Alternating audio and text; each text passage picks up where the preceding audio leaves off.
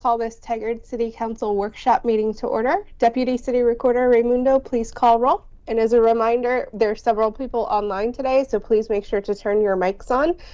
So when you do speak, everybody can hear you who's participating today. Councillor Singh. Here. Councillor Wolf. Here. Council President Hu.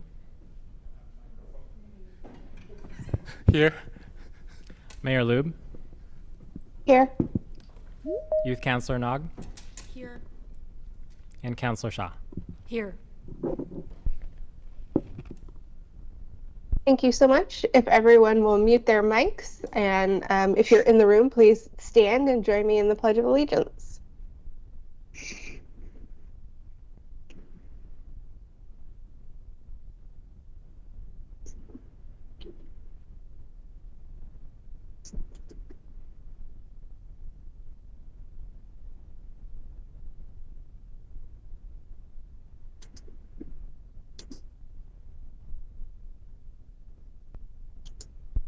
Thank you, everybody. Councilor staff, is there any non-agenda items? Good evening, Mayor. We do have one in relation to the Charter Review Committee, looking at appointing one of our alternates to a voting member spot. Perfect. Are there any other additions? Okay, seeing none, we will move on.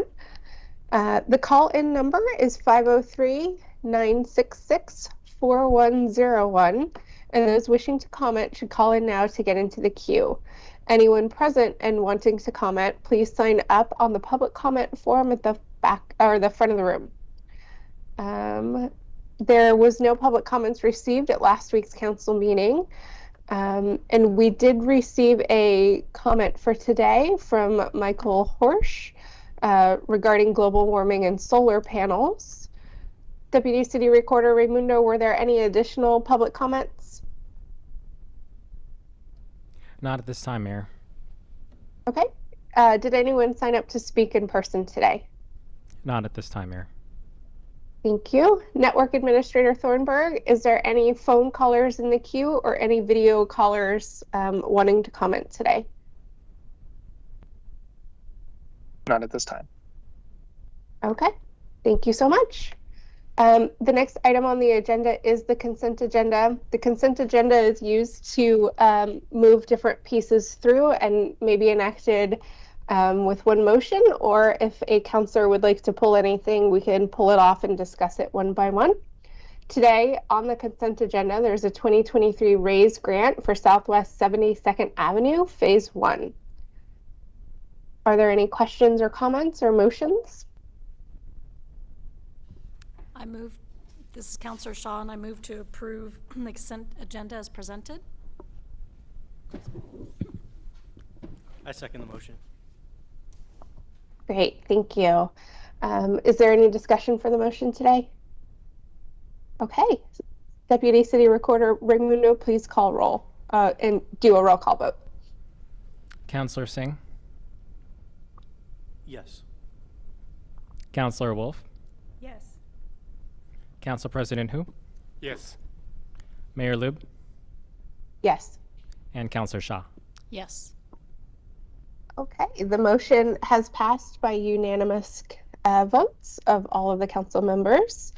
And the next item on the agenda is a joint meeting with the Planning Commission for a Tigard MADE, which is Maintain, Advance, Diversify Employment Project briefing today. And I am not in the room, and I know there are multiple Planning Commission members in the room.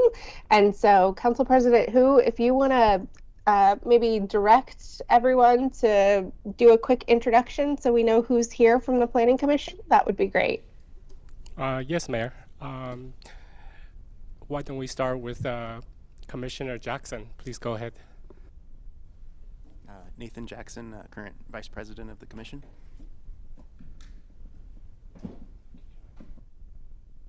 George Brandt, Planning Commissioner. And I think the rest of the planning commissioners are online, so please, why don't we start with Commissioner Roberts? Hi. Whoa. over here. John Roberts, Planning Commissioner, quite a few years. And happy birthday. Commissioner Shook. Hey, good evening. I'm Commissioner Shook, and I guess it's your birthday. Happy birthday. Thank you. Commissioner K7.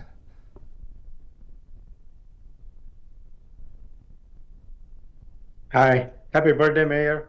My name is K7. I'm starting my second term as of, I guess, December. I started the second term as Planning Commissioner.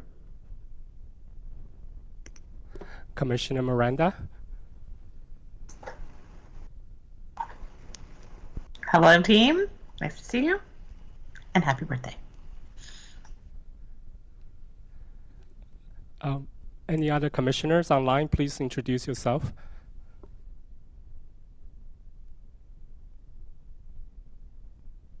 Okay, seeing none, if anyone pops on at any point, happy to have them introduce themselves, and we will turn it over to Associate Planner Pollard.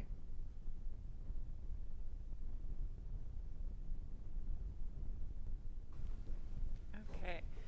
Good evening, members of the Planning Commission, City Council, and Mayor Lube, and happy birthday, Mayor Lube. My name is Hope Pollard. I'm an associate planner with the Community Development Department. I'm here with Community Development Assistant Director Tom McGuire and Economic Development Manager Lloyd Purdy. We're here to provide a brief project update on Tigard Made and receive some policy direction from you all tonight. And I believe IT should be helping me with the slides, so I'll wait for them to pull that up, please. While they pull that up, I will mention that we're not requesting any formal direction tonight, just looking to give kind of a project introduction to those of you who are new and a project reintroduction to those of you who haven't heard it for a while. And we are looking for some policy direction so that we can firm up some of the code ideas that we've been playing with. So next slide, please. So in 2020, we started the Tigard Made project. Tigard Made stands for Maintain, Advance, and Diversify Employment. It's a long-range planning project that aims to get our code out of the way of innovative development and also help boost job density in our employment lands. Next slide, please. Tigard Made covers all the areas covered in red here. So these are all of our commercial, industrial, and mixed-use lands in the city that are not already covered by other planning efforts in planned districts such as Washington Square or downtown or the Tigard Triangle. Next slide, please. In 2021, we hired a consultant to perform an economic opportunities analysis, and they confirmed what we were pretty sure we already knew, which is that we are severely land constrained in the city of Tigard. An important note, according to Goal 9 set at the state level, all cities are expected to accommodate their fair share of employment density within the urban growth boundary. So Goal 9 requires that jurisdictions plan for a 20-year supply of commercial and industrial capacity, which is ultimately translated into an acreage, as you can see here. In addition to state Goal 9 objectives, we also have metro level regulations and requirements regarding employment density in the city. So long story short, the EOA came back and it did confirm that we are indeed land constrained, meaning we don't have enough land available to accommodate the projected employment growth over the next 20 years. So as you can see in these quick little numbers here, we have about 230 acres of redevelopable, vacant, or partially vacant land. But we do need 600 to 1,100 acres to accommodate the projected growth. And I should pause here real quick just to mention, I meant to mention this at the top, that we're in a workshop setting, so usually I'd give you guys all the chance to interject and all of that, but because there's a lot of information that I want you to come into the conversation with, I'm going to try to make it all the way through the presentation, but please do feel free to interrupt me if you have any questions or clarifications that you need. Okay, so we have 230, but we need 600 to 1,100 acres, so that's a big old gap. But even this 230 acres is actually a pretty generous estimation because these 230 acres are actually an aggregation of over 100 small parcels and sites meaning that many of the parcels on their own are actually too small to accommodate the sort of structures that the market is looking to construct. So to give you an idea, a good industrial site is typically at the very least 3 to 5 acres, and many of the available sites that we have are even smaller than that. So given this land constrained situation, it's time to make decisions about what we're going to prioritize with the land that we do have. We also know that our development code is woefully out of date for our employment zones. It's frustrating to both property owners and development community alike. It's based on a sort of old school zoning model that only sought to keep heavy impacts away from residential uses, but didn't foresee the need to accommodate the nuance of modern business and development types that we see today. So this is our chance to create a more business and development friendly development code while also building in job density to meet our state and regional responsibilities. So over the next few slides, I'll introduce some of our code ideas that could then and then we'll get into some of the nuances and ask for your policy direction. Next slide, please.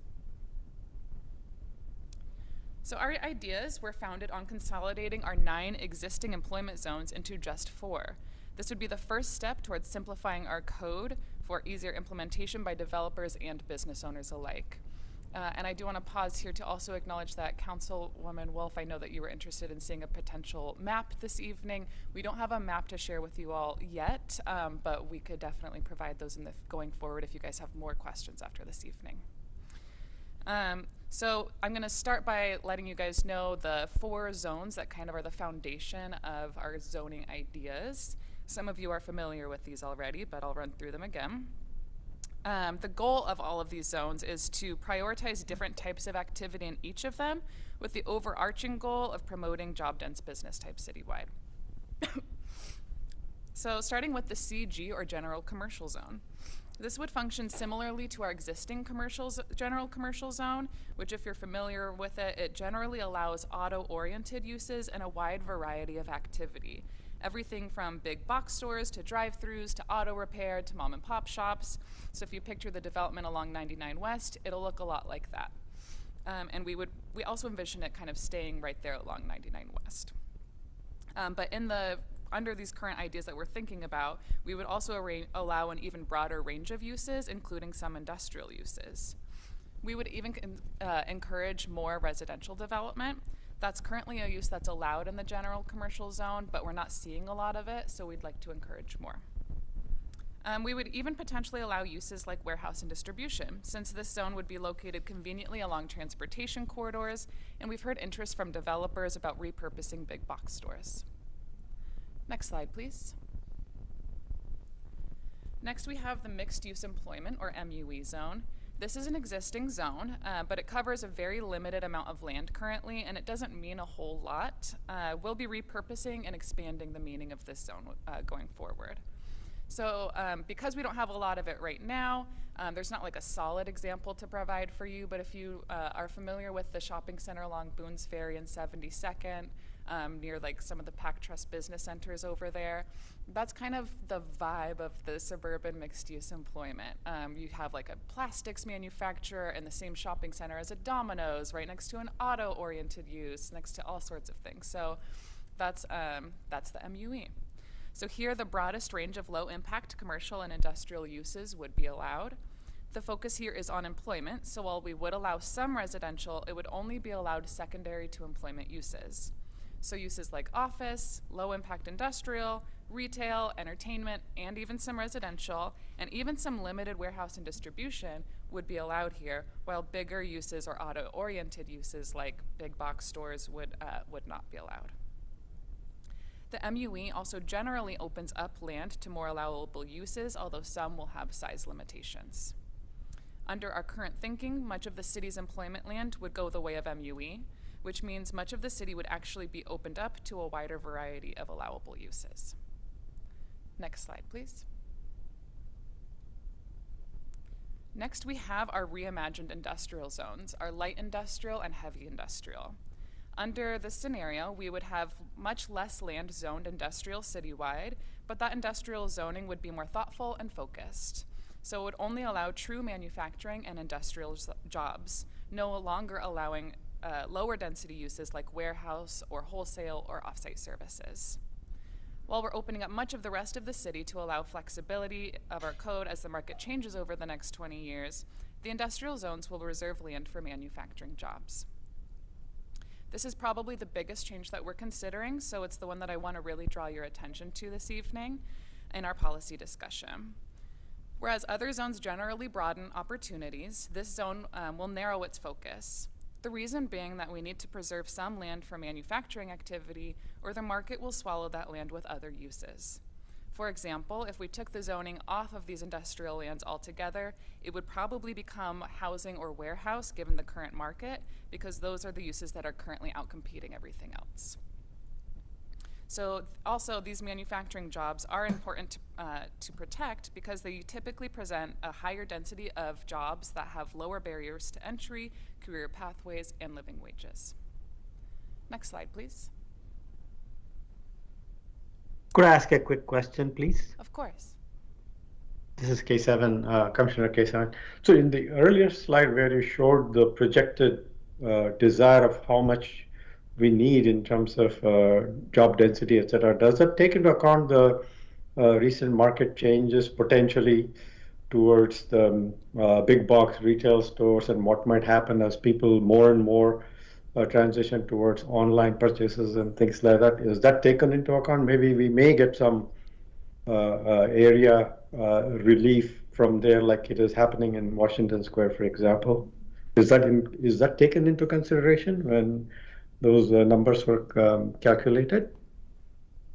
Yes, all of those trends were taken into account. The acreage that is proposed that we will need is largely based on the way that it's formulated in the EOA is that it's largely based on the acreage that we will need is largely based on the acreage, the way that our land is currently used. So a lot of our land is currently used for things like construction, warehouse, those types of uses. So that acreage is projecting, hey, if we continue along the same path, this is how much land we're going to need. So that's actually part of why we're coming in with these land use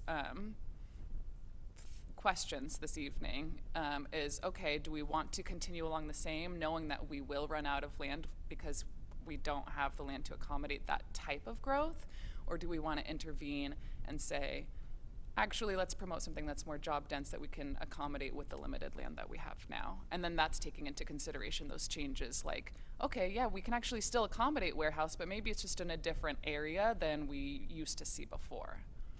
Does that answer your question? Yeah, thank you. So that actually gets to the very next point that I was going to make, that we have a big umbrella question for you this evening, which is the policy of zoning intervention. Do we want to focus and direct the market with our zoning, or simply let the market dictate and direct? Because all of these changes that we're contemplating have brought us to this point where we really need to make this policy decision. So firstly, if we do want to take a zoning intervention, then are we okay with the dual approach that we've highlighted so far, where we're opening up much of the city's zoning to allow a variety of uses and development types, while refining our focus in some situations to encourage a density of jobs with career pathways and living wages? And if the answer to that question is yes, then we need to recognize that this will lead to making some existing businesses non-conforming. And I'll get into what that means over the next few slides. Next slide, please. So I'm going to get a little bit into the weeds with explaining non-conforming situations here, but I think it's really important to inform the discussion going forward. So here's how our code defines a non-conforming circumstance. And in this situation, we're talking about non-conforming uses in particular. It means that it was lawful when established, but under the current regulations, it would no longer be allowed. So that's, for example, a warehouse in our current ILs, in our industrial lands today, that if it were to be rezoned to IL and no longer allowed under the new IL, then that would be a non-conforming use. Next slide, please. So here's what that really means. If you are a non-conforming use, it means that you can still remain, just not expand your physical footprint. You can switch out with an identical use as long as the building doesn't sit vacant longer than 6 months. You cannot switch out with another prohibited or non-conforming use. And once an allowed use locates there, the non-conforming rights are terminated. Next slide, please. So here are the businesses business types that would be most impacted by non-conforming situations under the way that we're currently thinking about things. At the most recent briefing to the City Council and Planning Commission, we did highlight the following ways that these businesses would be impacted. So we have warehouse and distribution, which would no longer be allowed in the industrial zones, but again would be allowed newly in the CG general commercial zone. Off-site services would be restricted to 7,000 square feet in the industrial and MUE zones. And the commercial sales and services would be restricted to 25,000 square feet in the MUE. Additionally, wholesale and bulk uses would no longer be allowed in the industrial zone. Drive-throughs, gas stations, motor vehicle sales and repair would no longer be allowed in the MUE. And indoor entertainment would no longer be allowed in the industrial zones. These uses typically do not have a high density of career pathway living wage jobs, so they would be the most impacted, especially in the industrial zones where manufacturing space would be prioritized. Next slide, please. However, since our last briefing, we have done some more outreach, talking with developers and property owners and business owners in Tigard and getting their feedback on our ideas. And we've also done a lot more digging into the numbers. So we've made some adjustments to accommodate market realities as anticipated in the EOA and to work well with stakeholders in the business and development community. Changes that we're considering now include reducing the acreage of land reserved for industrial zones while also further restricting the uses allowed there. This results in protecting job density in a smaller acreage of dedicated industrial land, while also allowing some of the most impacted uses, such as warehouse and distribution and off-site services, more broadly citywide. Under this scenario, we propose a few more changes also that aim to ease the transition and protect existing businesses wherever possible. For example, with non-conforming circumstances, you may remember I just mentioned the vacancy term. You're not allowed to be vacant more than 6 months between non-conforming tenants. We're learning that that's a little bit on the low side, especially just given the needs of the market. So we're considering making that vacancy term a little bit longer so that at least in a good market, people could continue to turn that over as long as the market is good. And then once it changes, it'll encourage a different use going forward. Another change that we're considering is changing how we're looking at warehouse and distribution. Like I mentioned previously, we were considering not allowing it even in the MUE zone. Going forward, we're looking at allowing a limited square footage of warehouse even in the MUE zone. So it would be allowed pretty much anywhere in the city, just not in industrial zones. We would also allow a warehouse overlay potentially along 72nd Avenue, where the existing square footage of this use would be allowed to remain by right.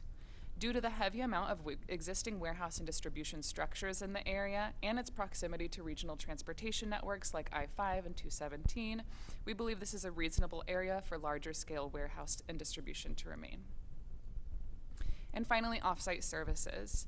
Under our new thinking, we're thinking we wouldn't allow it at all in our industrial zones, which has shrunk in size since the last time we shared it with you all. But we would allow a limited square footage everywhere else in the city, including in the MUE zone. So even with these changes and concessions, our new code will create some non-conforming situations. And you will definitely hear some concerns regarding this fact. So tonight we're asking for some clear direction before we move forward on refining our actual code ideas into code language. Before we get there, I do want to cover one more area, which is just that we have also heard from you and the need to provide more data before we're comfortable setting that policy direction. So the next few slides, I'll show why job density is our target and how our current ideas get us there. Next slide, please.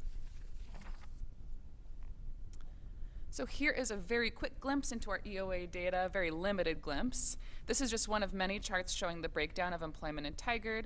And I have lots more figures from the EOA flagged for you guys tonight if you do want to dig into it a little bit more deeper.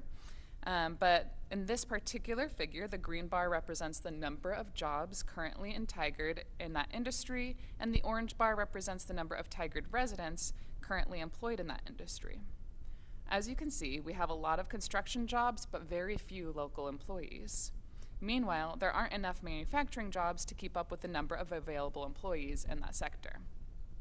If we encouraged more manufacturing, we would provide an opportunity for more Tigard residents to work locally. Not necessarily going to work here, but it is an opportunity that's not currently available. And also, I want to draw attention to the green bar to just look at how very many firms we have in construction as opposed to manufacturing. Next slide, please. Okay, now I want to introduce you to the newly imagined industrial focus areas that we're thinking of. We currently have about 682 acres of industrial land out of about 2,300 acres of employment land citywide. So if we reduced that acreage from 682 to just 251, but became more focused about what's currently allowed there, we could accommodate double the amount of jobs that we currently have there. That's about 30% of projected employment growth according to the EOA. So the total number of employees expected over the next 20 years according to the EOA is 10 to 20,000 employees. So with these industrial focus areas, 11% of our employment land could accommodate up to 16 to 30% of our total employment growth. So it's 11% of our total employment lands acreage could accommodate up to 30% of our employment growth. Next slide, please. However, like we mentioned, there would be some non-conforming circumstances.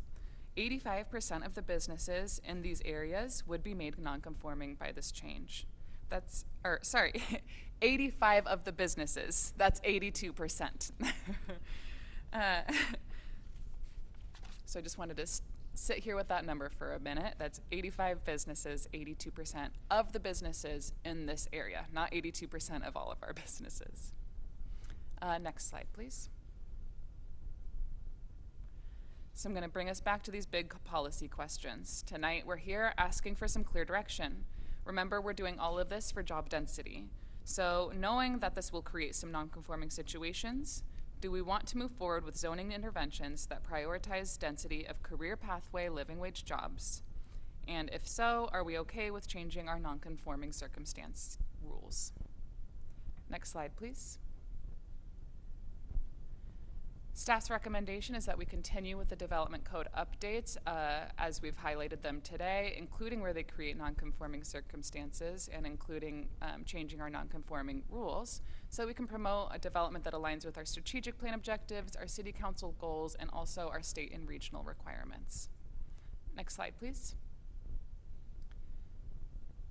Quick preview of our project schedule going forward. Depending on policy direction given here tonight, we'll work on refining our code ideas into official code language, probably come back for another briefing before actually time for adoption, and then fall, winter of this year, come back for adoption, and then start implementing early next year. Next slide, please. This concludes staff's presentation. Myself, Tom, and Lloyd are all here to answer questions. Thank you. Thank you so much. Let's go ahead and start with questions that anyone has. Feel free to raise your hand virtually.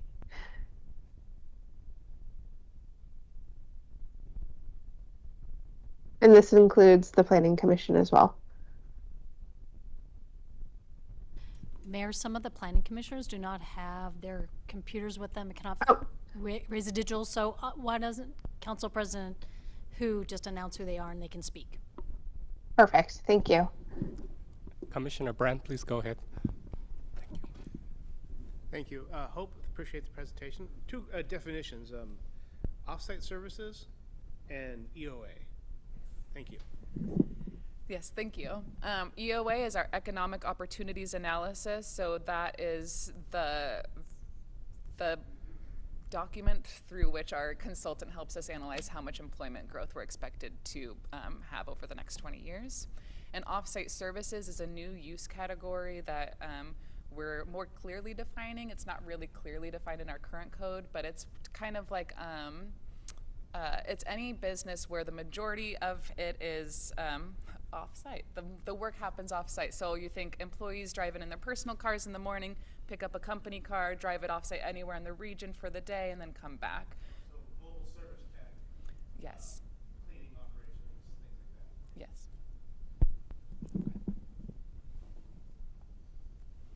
Yes. Go ahead, Tom. Or Mr. McGuire. First of all, good evening, City Councilors, Mayor, happy birthday, and Planning Commissioners. One thing I did want to mention is this is actually our first meeting of the Planning Commission this year. We had a bit of a lull in our schedule, so we haven't even had a chance to vote on positions, leadership positions in the Planning Commission. So thank you, Vice President Jackson, for sitting in as president. I just wanted to quickly maybe provide a little bit of clarification. Hope mentioned policy discussion and policy choices, and I wanted to make sure that you fully understood what those choices might be. I think it's pretty clear about the idea of, do we use our zoning code to do some things to try to influence the market, create an area where we're going to try to protect it for specific types of industrial or manufacturing uses. And I just wanted to make sure that you understood what the alternative to that is. We would still make major changes to our commercial employment industrial zones. We would still open those up to all of the new innovative types of businesses that are out there and that are coming along. All of that would still happen. We just wouldn't make that step to try to manipulate the market, essentially, and trying to protect those particular lands. And we would just move forward with letting the market decide basically how all that falls out amongst our different properties. So I just want to make sure that that was clear. As you're thinking about it, as you're thinking about questions, that's kind of the crux of the direction we're looking for. What level of I guess, and I always tell the staff, zoning is a blunt instrument, so it's really good at telling people they can't do things. It's not so good trying to influence or incentivize things that we want to have happen. Thank you, Mr. McGuire. That's helpful. Is there another planning commissioner that had their hand up in the room? Otherwise, Councilor Wolf would be next.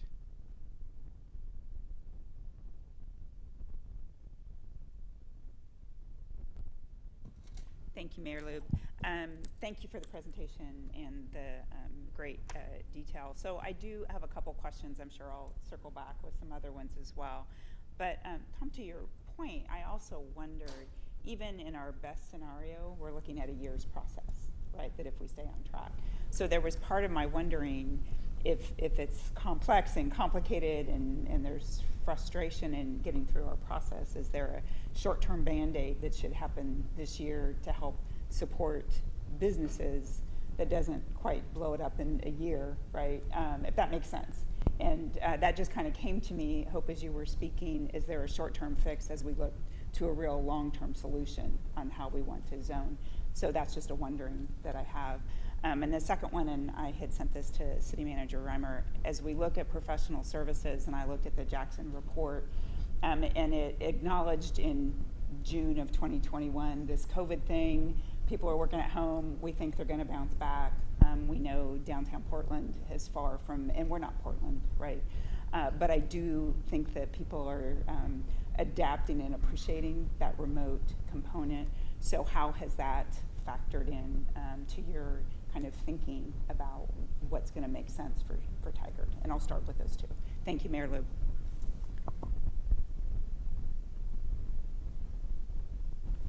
Thank you for the question. I will start with the, is there a short-term need?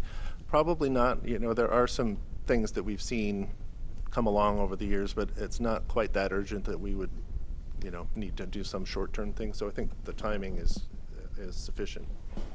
You want to? Yeah, and then regarding remote work, our EOA did take into account that to a degree, but basically what they said was, well, we're still in the middle of it. We don't really know how it's all going to shake out with, you know, working from home and the decline in office and all of that. I will mention that another project that we have coming down the line is Tigard Home, and that will be focused on our residential zoning, and a big part of that is going to be looking at home occupation permits and how we can make that a better process for everyone, because that's very clunky right now. So in terms of how it's going to affect the office market, it's still a little bit undetermined, but we are looking at ways to help the people who are going to be continuing to remote work or even start businesses from home.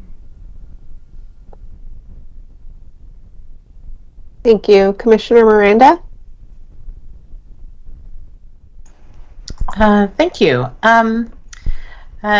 It's nice to revisit this again. I am in favor of strengthening our industrial zoning for the future. I am very concerned about our legacy businesses that are our employers now, and obviously 85%.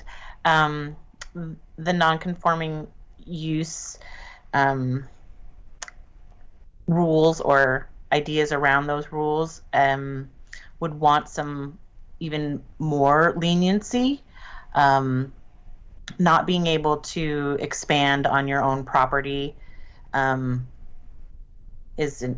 seems like an overstep. Say if I was an indoor entertainment business and I could build another theater on my property because demand was so high, I would hate for us to be our zoning to restrict that. So I agree that the length of time from six months seems, in the scheme of how real estate turns, very small. I would be hoping that we were looking at more at like an 18-month to 36-month time period. But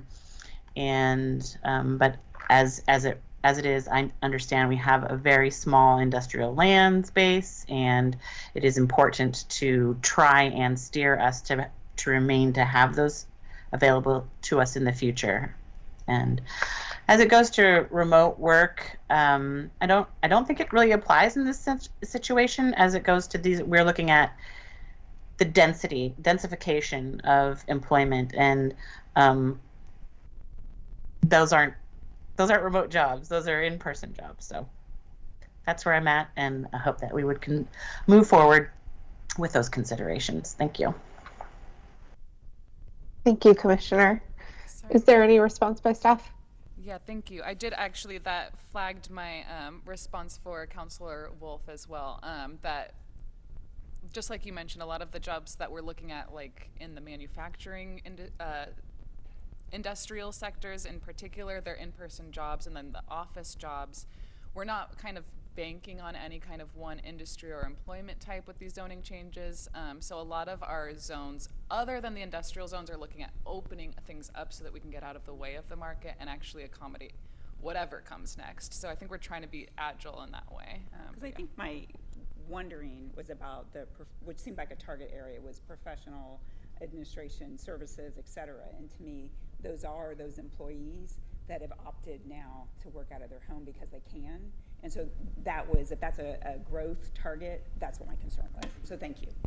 Thank you. Yeah, I should have clarified that when you asked initially. Yeah, we're just, that's why we're opening things up. Although if we're projected to have X number of office employees, we're not banking on that either. Yeah. Council President Hu? Thank you, Mayor.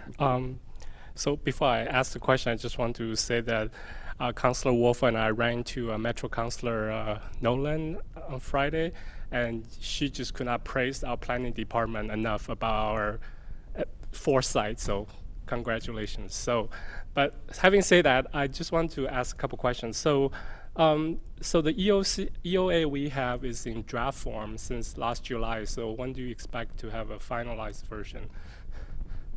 That's kind of just a technicality at this point. We just need to bring it to you all to adopt it so that it's final. We've just been planning to bring that as a total package with the code language. Okay, and so it may be difficult to answer, or maybe you already answered this. I apologize if that's the case.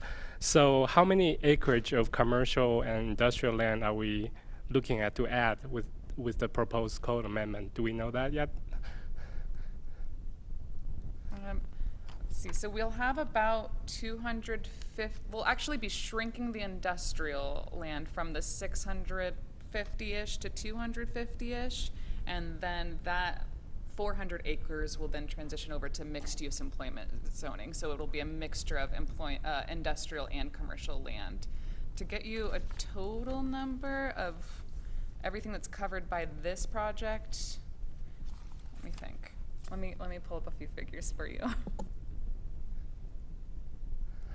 Maybe we can follow up that later. But I just want to echo Commissioner Miranda and others' concern that I mean, I love Mr. McGuire's suggestion of making it innovative, but I'm really concerned about making existing property non-conforming without explaining to them exactly which goal are we going to achieve and how we're going to measure it.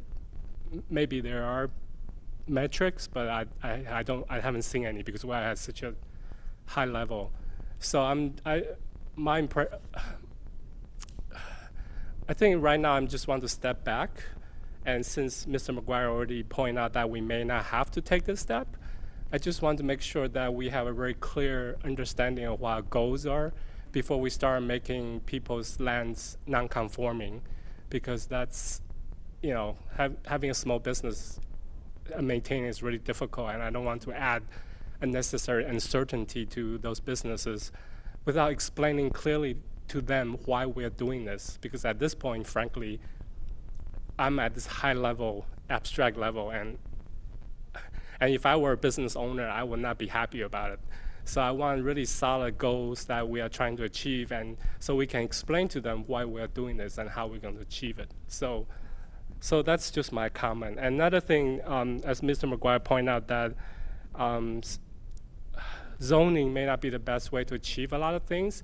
And when I'm looking at the EOA, I noticed that Tiger has a lot of, you know, young and educated people living here. So I was thinking, how are we going to help them with childcare, for example? And I don't think zoning will help us get more childcare services necessarily to Tiger. So again, I don't know if zoning is the best way to achieve that, what we want. So I just want to put that comment out there that, you know, if we were to do this, I want clear goals on how we're going to achieve it and how we're going to measure it. So that's my comment. Thank you. Thank you, Council President Hu. Is there any follow-up by staff to his comments? Yes, I can follow up a bit. As to probably the easiest one first, as to the child care, yeah, zoning is not going to actively recruit child care to come to that area, but the changes we're proposing will allow for small industry supportive commercials. So with the changes we're proposing, you would be able to now do a daycare in the industrial area to support those businesses. So that's one of the small, you know, subtleties of the code that does help to support growth in a way, indirectly. And that kind of leads to your other question. We can certainly monitor over the years what comes in. Again, and we can put some parameters around the box to keep certain things out. And what that really does, it just puts that land in a better position in the market to compete. It allows for manufacturing and industrial firms to come in there and compete, and keeps the land prices a little lower because they just can't compete against many of the other businesses that are hotter in the market right now. Plus, we're also competing against the edge cities who have large greenfield areas. So if you're, you know, right now you're doing a manufacturing, it's hard for us to compete where you have to come to Tigard. Potentially, you have to combine several properties to get it to the size you need. Then you have to tear everything down that's there. Then you have to prep the site and build. It's just a lot easier to go to another city that has a greenfield and build your manufacturing facility. So while we would create a zoning code that would make it a lot easier to do manufacturing, it's still going to be up to the market to whether that actually happens. So we are taking a bit of a chance there, but we're trying to prep the ground as much as we can.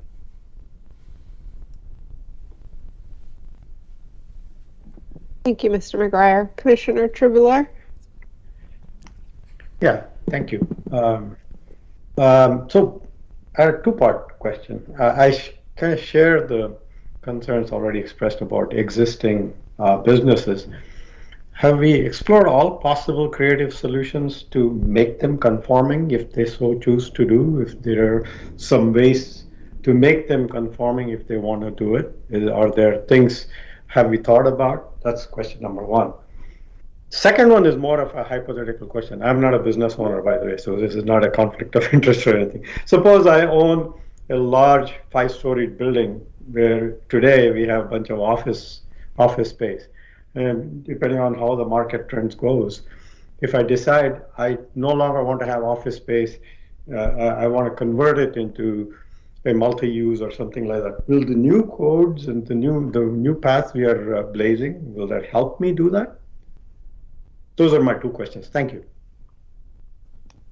Thank you. I will start with the easy one also. The easy one is to your second question, absolutely this will help, especially with the caveat everywhere but the industrial focus areas. It will definitely help you, especially with doing mixed use or multi-use building. And then for your question about making conforming if they want to. So again, the industrial focus areas are the only areas where there's not a lot of wiggle room. It's pretty clear on industrial and manufacturing would be allowed and all other uses more or less prohibited. And prohibited is not really an adjustable standard in the way that our code works. But everywhere else, we have some size limitations on, like, the non-conforming situations would really just be because they're exceeding a size limit. Pretty much all other uses are allowed anywhere else in the city, but just subject to a size limit. And that would be an adjustable standard. So if somebody wanted to come in and become conforming, they could come in through our adjustments process and provide some sort of public benefit. We're still refining what that all looks like, but it would probably be tied to equity, sustainability, or connectivity. And if they provided some sort of public benefit, they would go through the adjustment process, and we could say, okay, you are conforming even though you exceed the square footage limit.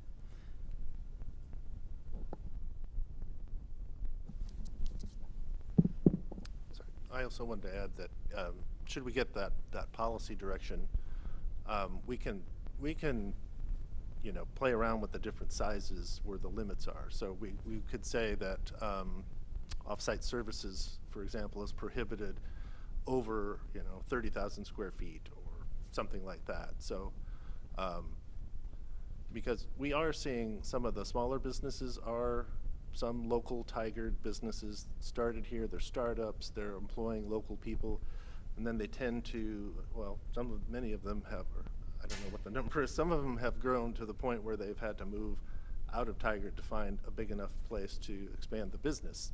But so that's something that we could allow to have happen that would be legal and wouldn't have to deal with the non-conforming regulations. And so think of that as it's kind of a level or a threshold that we can move up or move around to be more accommodating to certain types of businesses in that category, those categories, if that makes sense. Yeah.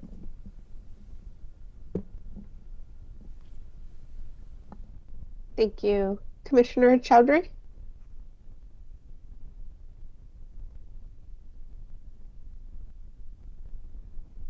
Hello. Sorry, I am using my office background. Sorry for that.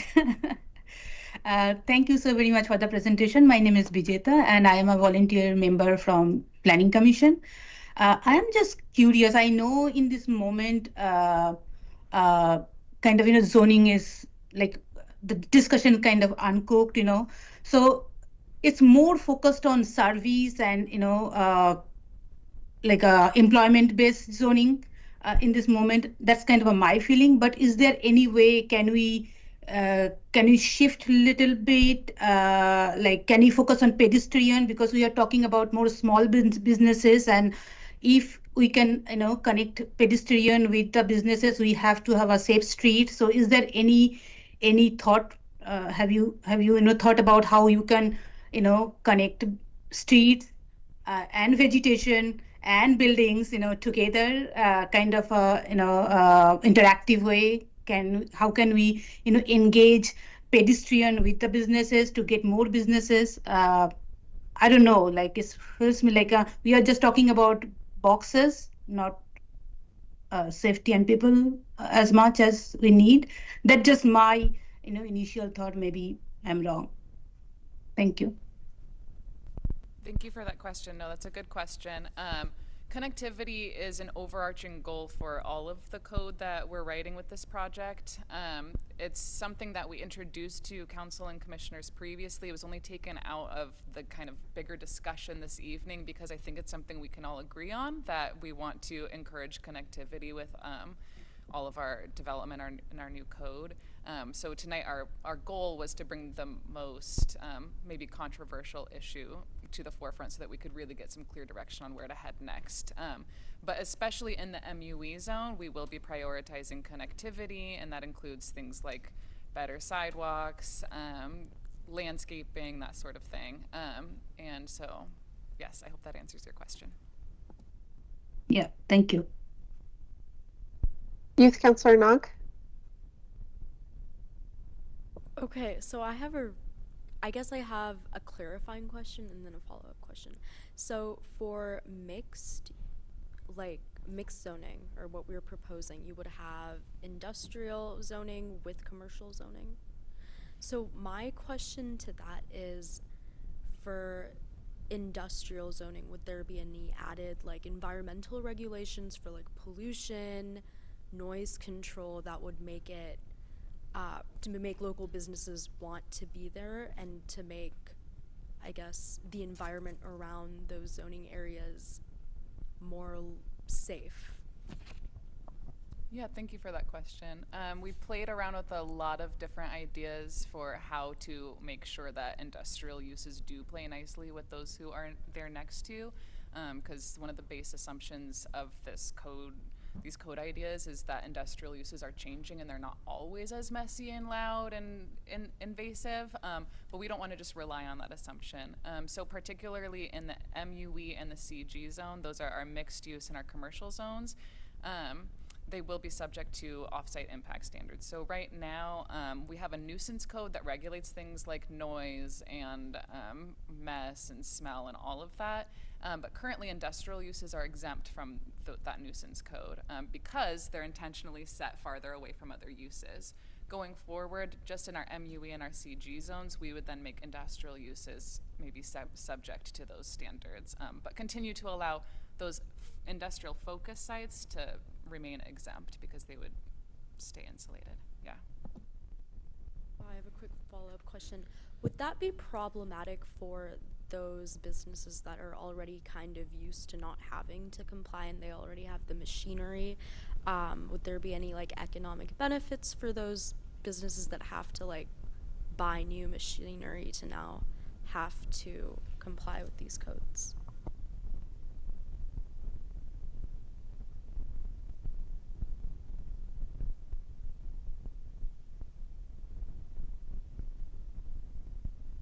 I just turned myself off. Great question, something we need to refine and probably do some more outreach on before we finalize the actual code language. We've been pretty intentional in where we set the, where we're thinking about setting the industrial zoning versus the MUE zoning, really looking at existing uses as well and trying to factor those in. But yes, I'm making a note about that. Thank you. Councillor Shaw. Thank you, Mayor. And thank you for the presentation. I have a few questions and then a few more, so I'll limit some and come back to them to give others a chance.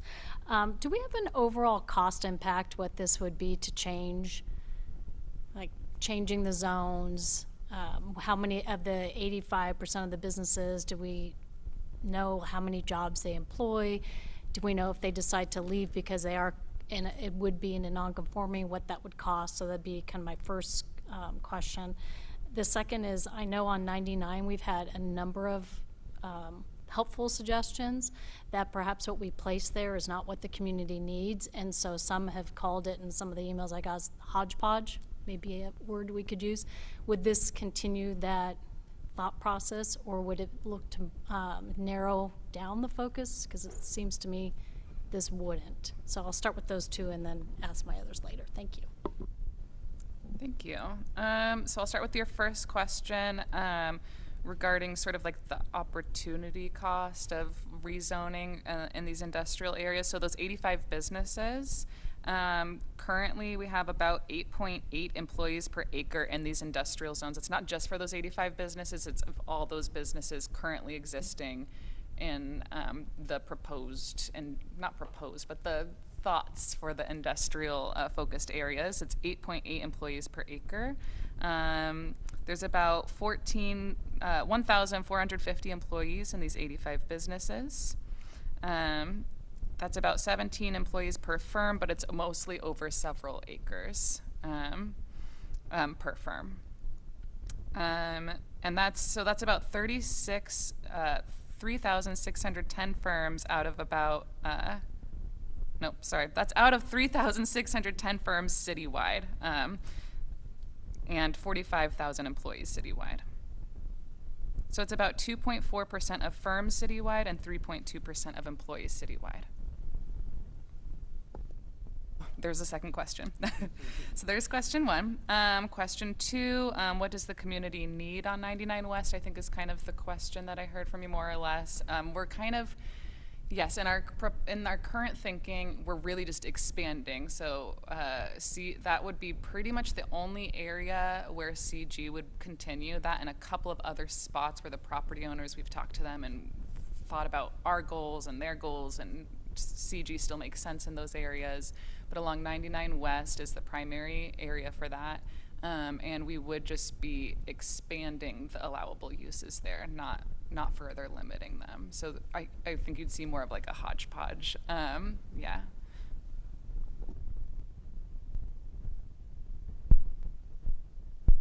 Thank you. I'm going to pop in and ask my question. Just as far as I think what Councillor Wolf said, it would be really helpful to see this visually. It's really hard to understand when we're talking in the abstract about where you're talking about mixed use and where you're talking about commercial and industrial. And so I certainly don't necessarily feel comfortable giving specific direction without truly understanding what this means visually. And that being said, you talked about shrinking industrial from 650 acres to 250 acres. How did you decide where those 250 acres were going to be? Because it feels like what you've chosen, right, is 80 whatever % non-conforming. And was that intentional? Was that because of its location, proximity? I think that would be really helpful to understand. Thank you. Yeah. There were a few factors, and I'll probably let Lloyd jump in here as well, and Tom, but there were a few factors that went into picking these kind of three areas. One was doing an aerial analysis of all the sites in Tigard and saying which sites, so as part of the EOA, they also did a BLI, which is Buildable Lands Inventory. So they showed us what sites we have in the city that are currently vacant, partially vacant, or redevelopable.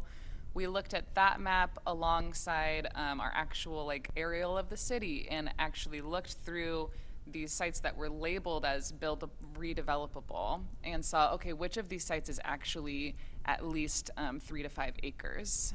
Because we've noticed that some of our big industrial manufacturers that are located in the city currently, so that are right for the suburban scale of Tigard, have at least a 3 to 5 acre site. So we looked at, okay, even if they're over multiple parcels or a single parcel, can someone reasonably aggregate 3 to 5 parcels in this area? And would it actually be redevelopable? So anything that had a lot of investment in the buildings already and wouldn't be likely to redevelop, or anything on too small of a site or anything like that, we said, you know what, we'll stay out of it, let the market decide.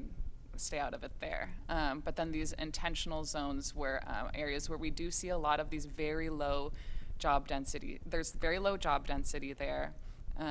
There's not as, the buildings aren't, there's a lot of like more of, I don't know the proper term for it. We like a tilt-up building that has a little bit less investment, more likely to redevelop if the opportunity was there. And yeah, so really job density and redevelopment potential were the two things that we really looked at with these areas. And I don't know if you want to refine what I said. Thanks, Hope. Thanks, Hope. No need to refine.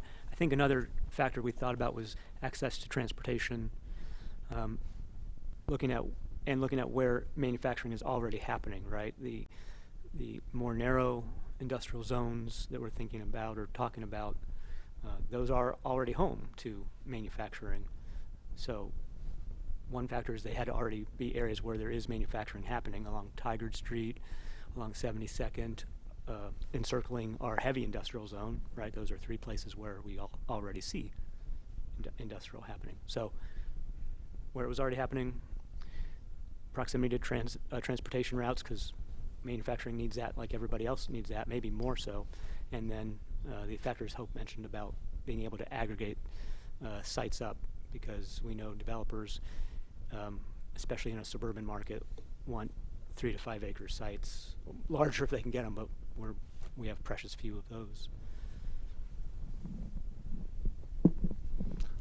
I will add just a little bit more to the thought process, and that is, you know, we've been doing a lot of talking to property owners, business owners, and economists, and we do want to recognize the fact that some of the smaller businesses that are construction supportive or contractors do, you know, those do provide entry-level and apprenticeship type jobs, and many of those are on smaller size lots. So we also kind of looked at that, and because they're on smaller size lots, we excluded those from the industrial focused areas. So a lot of the non-conforming uses in the industrial focus areas are more like warehouses. Warehouses, they call it construction laydown area, where there's large areas of just construction material that lays out there until somebody needs it. And that's why they're so job dense. I'm sorry, job not dense. Thank you. Commissioner Miranda. Thank you. I have a rudimentary understanding of our tax code and believe that our industrial lands bring the city a higher rate of taxes versus others. Does this change to shrinking the industrial lands change our tax revenues, or is there the thought that the MUE would then somehow, with more density, would fill that gap? My second question would be, from business and landowners, what were their general responses to this change? Was it indifferent, fear, positive? And then I kind of want to circle back to us giving direction on where we want to go with Tigard Made, and I want to reiterate my feelings that industrial lands are extraordinarily important to the economics of our town and any town, and want to know if there's any way that through zoning or through other economic development vehicles, there would be a way to incentivize the owners of these proposed lands to want to convert their buildings or their industries, or when it's time to sell, that it would be in their best interest to sell it to a manufacturing business, or to kind of get that densification. So I don't know if that necessarily think that that's a zoning question. It's more of a, what can Tigard do to support that zoning choice? Okay, so those are my 3 questions. Thank you. Hi, Commissioner Miranda. Thanks, Lloyd Purdy. I think I can answer your 1st and 3rd questions to the best of my ability.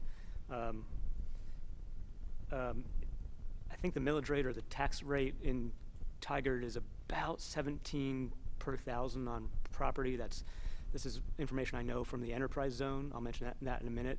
But that's basically what a business pays on their machinery and equipment, their property, and that's the same everywhere.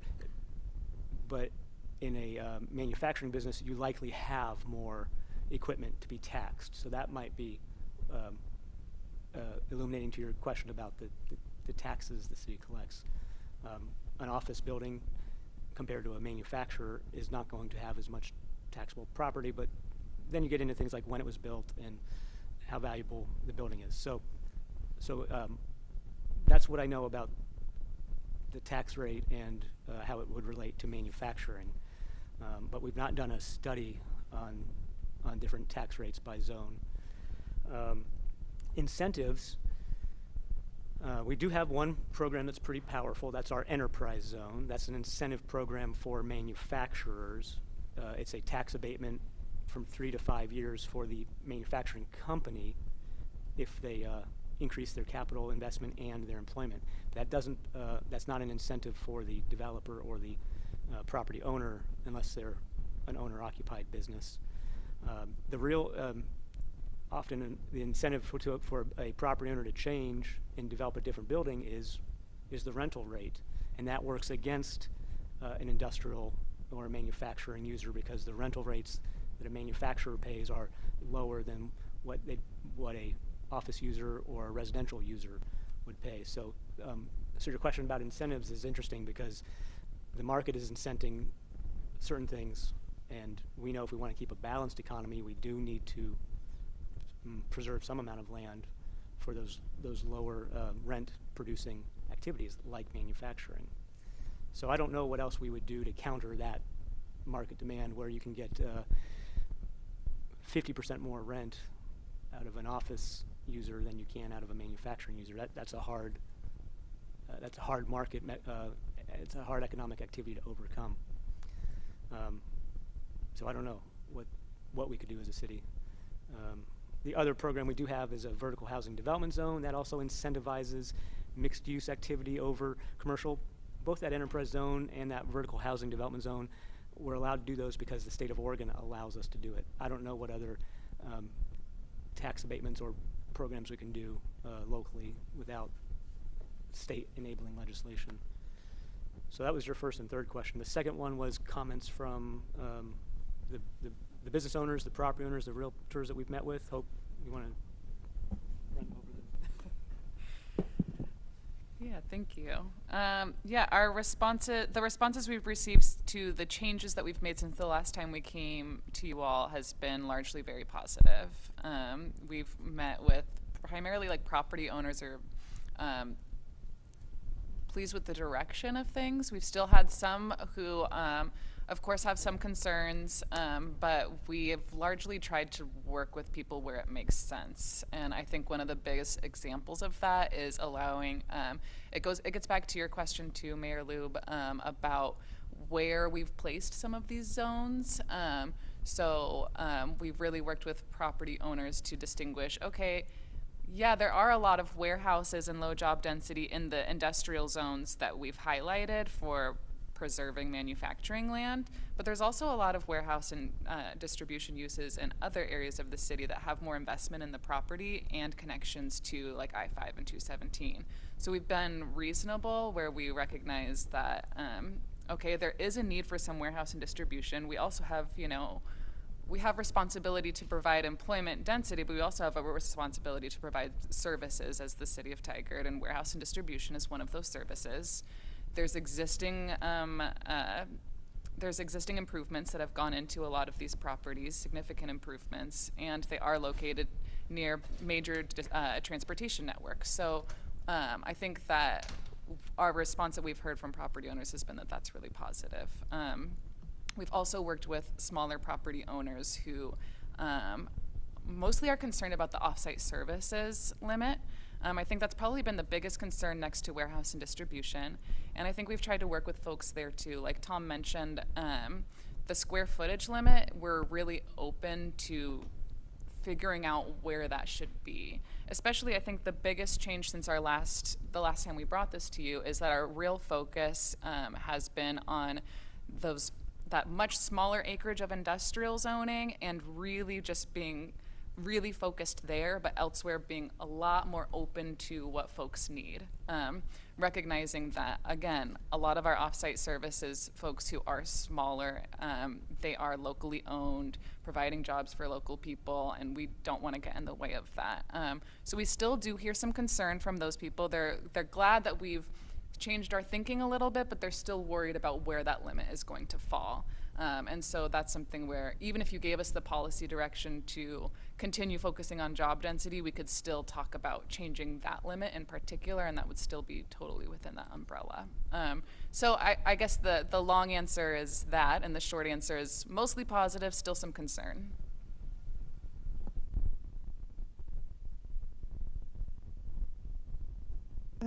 Councillor Wolf?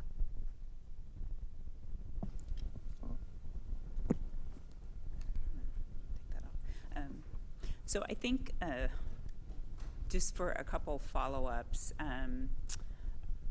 so for the concerns, Hope, that you brought up, what would be really helpful for me as I'm just learning, right? And so back to that visual would be a huge assistance.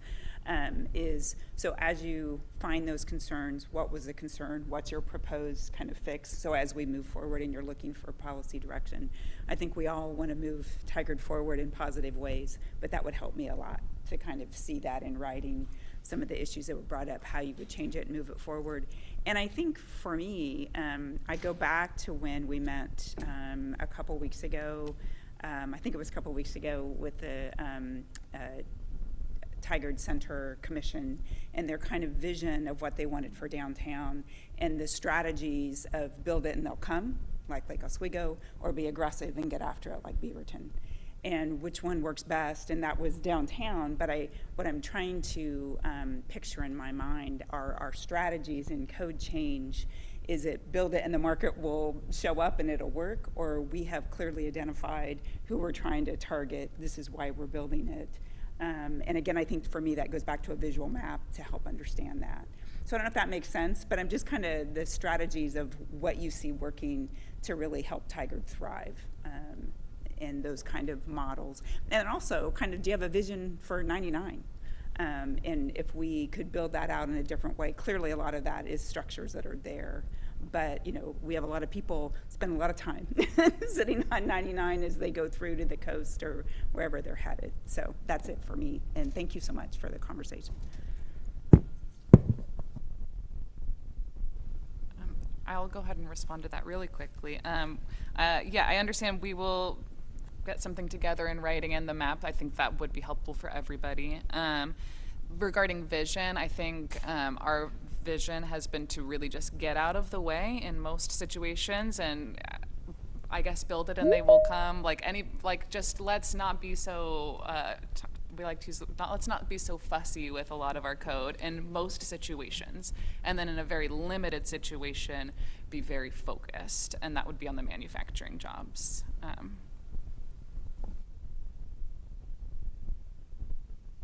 Just wanted to add to that, one of the differences is downtown and in the Triangle we have the TIF district, so we have some money to build things to attract that development. We don't have that mechanism in these areas. These are too big and those mechanisms just aren't set up there. So we're pretty limited, again, in what we can do to incentivize.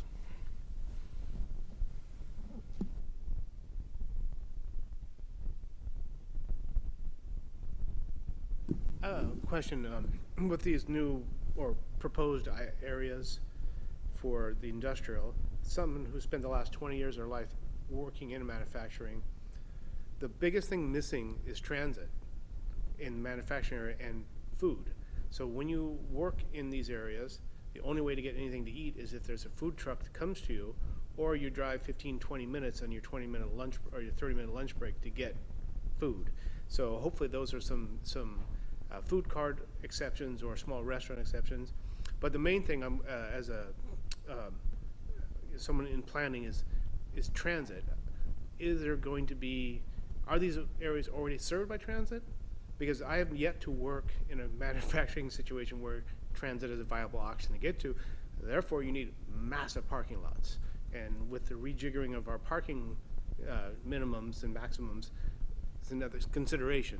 Where are we going to put the employees' cars? I'll speak first to the food issue and the services issue.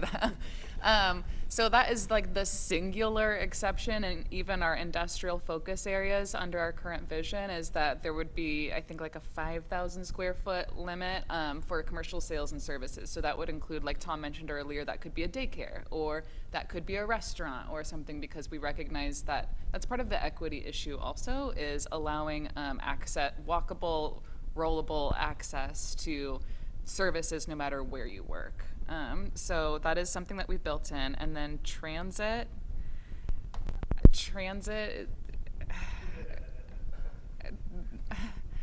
I wish we had Dave here, but you know.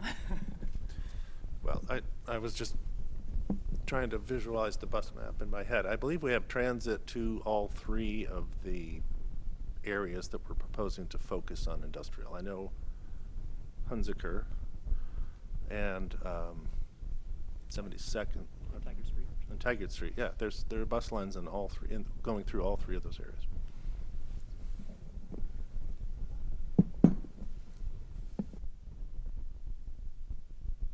Thank you, Councillor Shaw.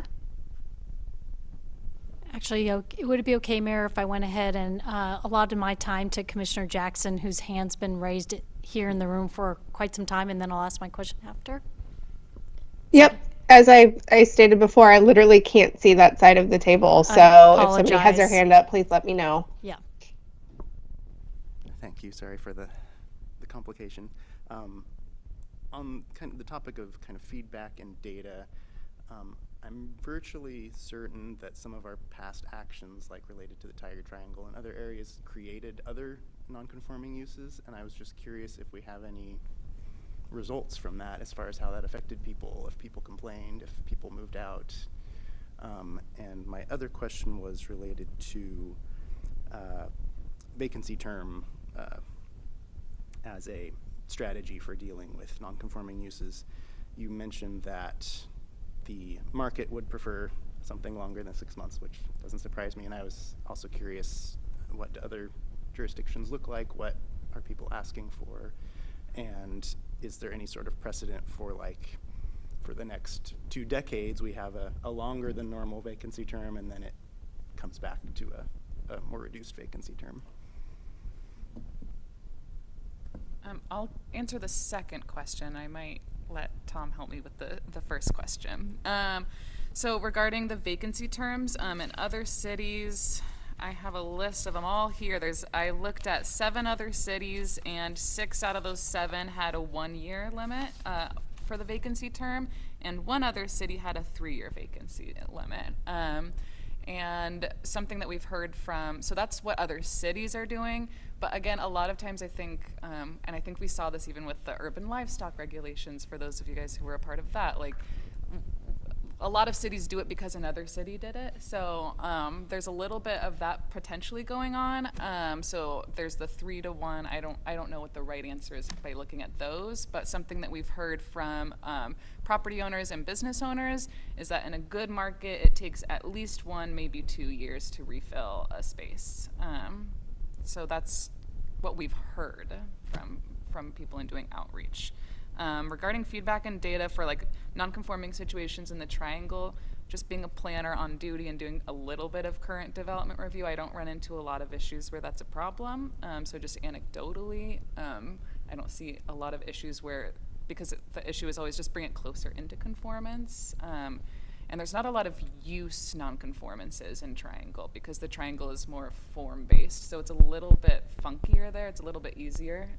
Whereas here it's a use, so it's a little bit trickier. But I don't know if you want to elaborate on that.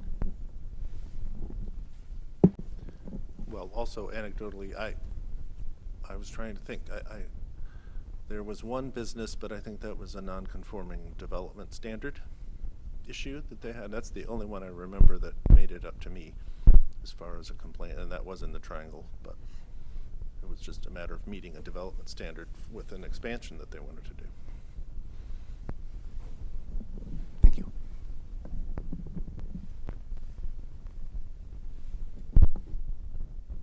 Councillor Shaw. Yeah, go ahead. Thank you, Mayor. A couple questions.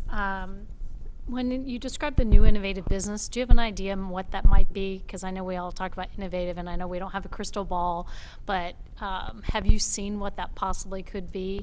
And then I just had a couple follow-up questions. Well, I will also give Lloyd a shot at that question, but the one that I always use is a little, well, I don't know, silly. It was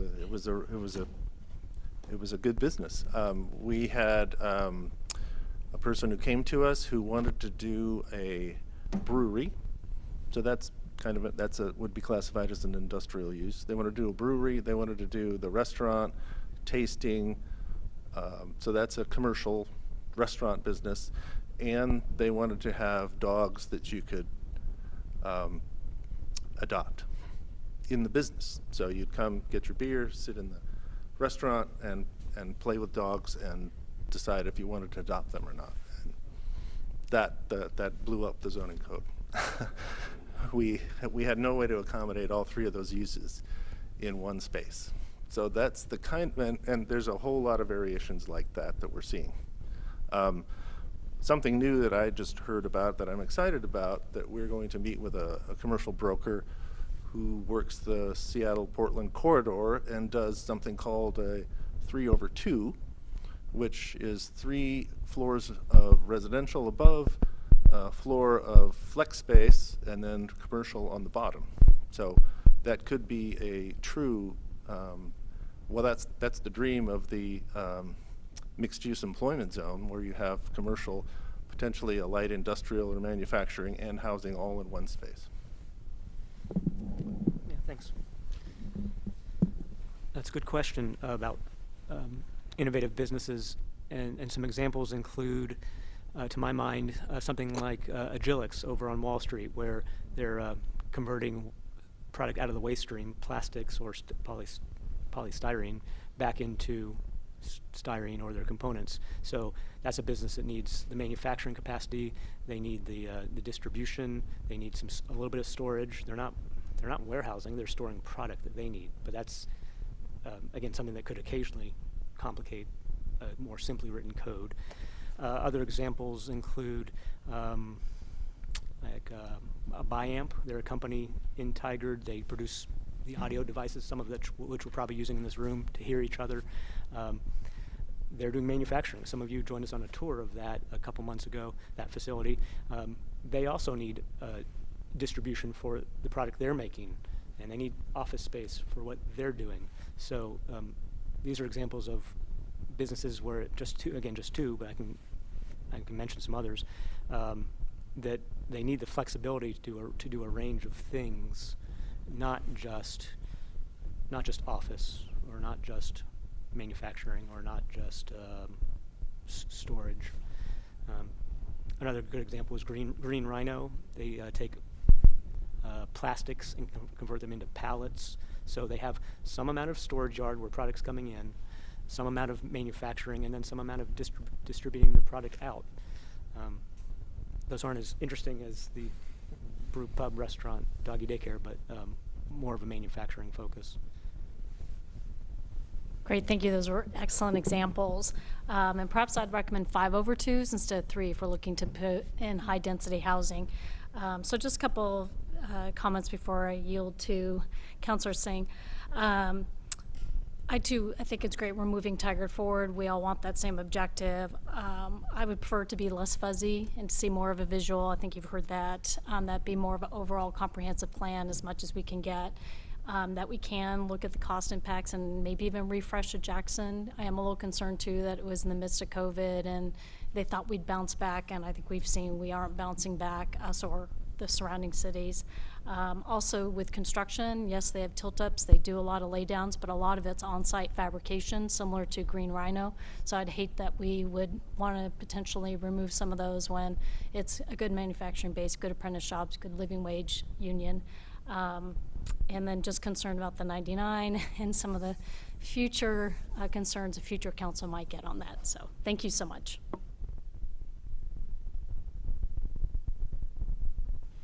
Councillor Singh, you had your hand up. Oh, do you have a response? Yes, Mr. McGuire. So I wanted to be clear, a distinction. The example that you gave of the I forget what's the name you used, the industrial where they're doing a lot of storage, but they're also adding value to the product. We don't, under our new code going forward, we would consider that industrial manufacturing rather than warehouse. So if they're adding value to the product, they go into the industrial category no matter. We went out and toured a business that had a room probably this size that was warehouse product, but they had their offices out front, and they did golf bags actually, and they added team names or whatever, you know, they had sewing machines, yeah, and added those logos and things to the bags. That's a value add product, so we would consider that also manufacturing. So the ones that we would be referring to are strictly storage.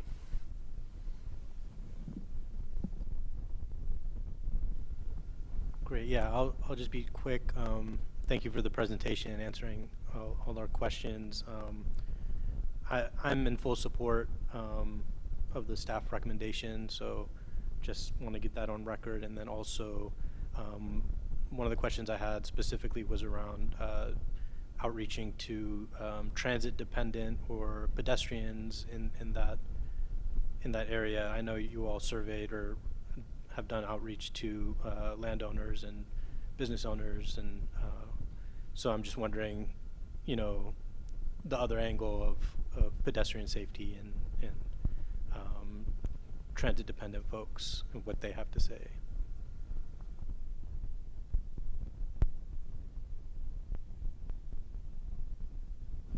Thank you.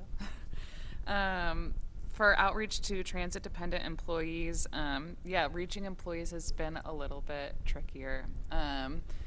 But I've written it down as a note. I will start coordinating also with Dave, who's our transportation planner, who's done a lot of transportation-related outreach in general and very heavy-duty outreach. So I think I'll begin by coordinating with him and seeing what kind of feedback he's gotten, and see if there's any sort of employee-specific feedback that we can locate there. Thank you. Commissioner Miranda. I swear this will be the last time I ask questions. We're focusing all this energy on industrial lands shrinking for, is it 20 businesses that are in conforming? Is it 40 businesses? What if we flipped the switch and made it all multi-use and made islands, and it made it, you know, if you wanted to change your zoning to industrial as a business, it was free to change your zoning. It seems like we have this hodgepodge of small patchwork, and that it's going to be impossible for us to have that greenfield space to attract larger manufacturing. If a manufacturer is here and they want to expand, okay, cool. But what's the value of making these little industrial islands at this point, since it's going to be so hard? So that's the question. What are the value of having this industrial lands? To circle us back to, is job density our focus for Tigard Made, and is creating this industrial zone like this going to give us that density?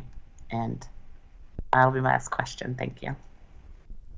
Thank you. I'll let Tom and Lloyd chime in also, but something I didn't highlight in our presentation is that the next thing that we're doing and that we've just started doing is also talking to economic experts and giving them, hey, here's what we're thinking for our code, like, challenge us, challenge our assumptions. What do you think is going to happen? What are the unexpected consequences? And so one thing, we just met with one consultant a couple of days ago, and one of their first feedbacks was, like, one of our questions was, how do we compete with nearby greenfields? And her response was, you can't. It's completely different. It's a completely different market. So we're not expecting to be able to attract that large scale of a manufacturer in Tigard. But back to what I mentioned earlier with that 3 to 5 acre site, those are the types of, like Lloyd mentioned Biamp earlier, they're on about, I think, a 5 acre site. So, and they're like a very big manufacturer in the city. So we think like that kind of scale is like what we can expect to reasonably achieve in Tigard for manufacturing. And so those industrial islands, like you called them, are the areas where we can see that kind of site being, you can achieve that kind of site. Either it exists now, there is one totally undeveloped site on Wall Street, and that's in one of our industrial focus areas. And then there are like underdeveloped, underdeveloped sites in the other like islands that we've chosen. And then to your question of, why not flip the script?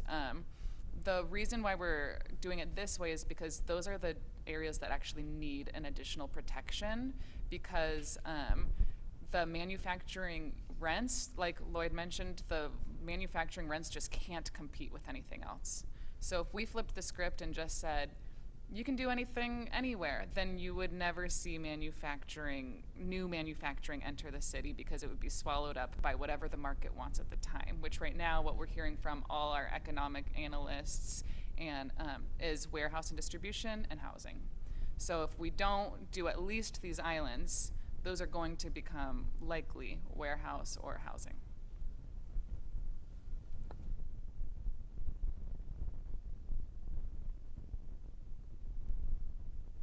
Thank you. Councillor Shaw or Commissioner Miranda, you both still have your hands up. I don't know if you have additional questions. Sorry about that. No worries. I do not either. Okay. It feels like, in general, I think the council is certainly open to this, but we still have many more questions to continue to move forward. I did hear a lot of support for, in the non-conforming uses, just to have cast a wider range of acceptable non-conforming in order to, I think, not push businesses out in such a way. Again, I can't see the room, so I don't know if there's head nodding going on, but I feel like that's what I heard. So do you feel like you have clear direction maybe on some goals to come back to us again for more specific policy direction? It feels like certainly a map to understand the before and after. And I think it was Council President who made a good point, who said, what is the purpose of this and how are these changes going to directly impact and make those changes a reality? Is it denser employment land, and maybe connecting those dots a little more clearly for us to feel comfortable moving forward? Is there anything else I missed from any of the planning commissioners or the council?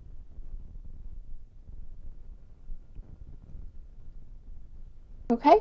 Mayor, before we wrap this up, this is Jesse, Deputy City Recorder. I just want to ensure that I didn't miss any of the commissioners online. So really quick, is Christina Bowerman present? Yes, I am present.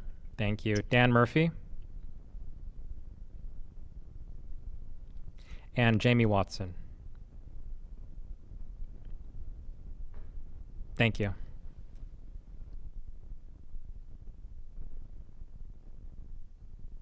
Okay, thank you so much for your time. City teammates, do you have any additional questions for us before we move on, or asking for specific direction? I think we're clear on what the next steps are. Thank you. Okay, thank you so much for answering all of our questions so thoroughly. And we will move on for our recycling information update with City Manager Reimer and City Attorney Rajala.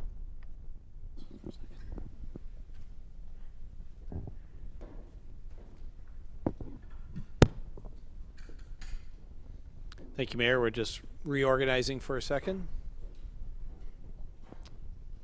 Why don't I start? Good evening again, Mayor, members of the council, members of the community, and my teammates.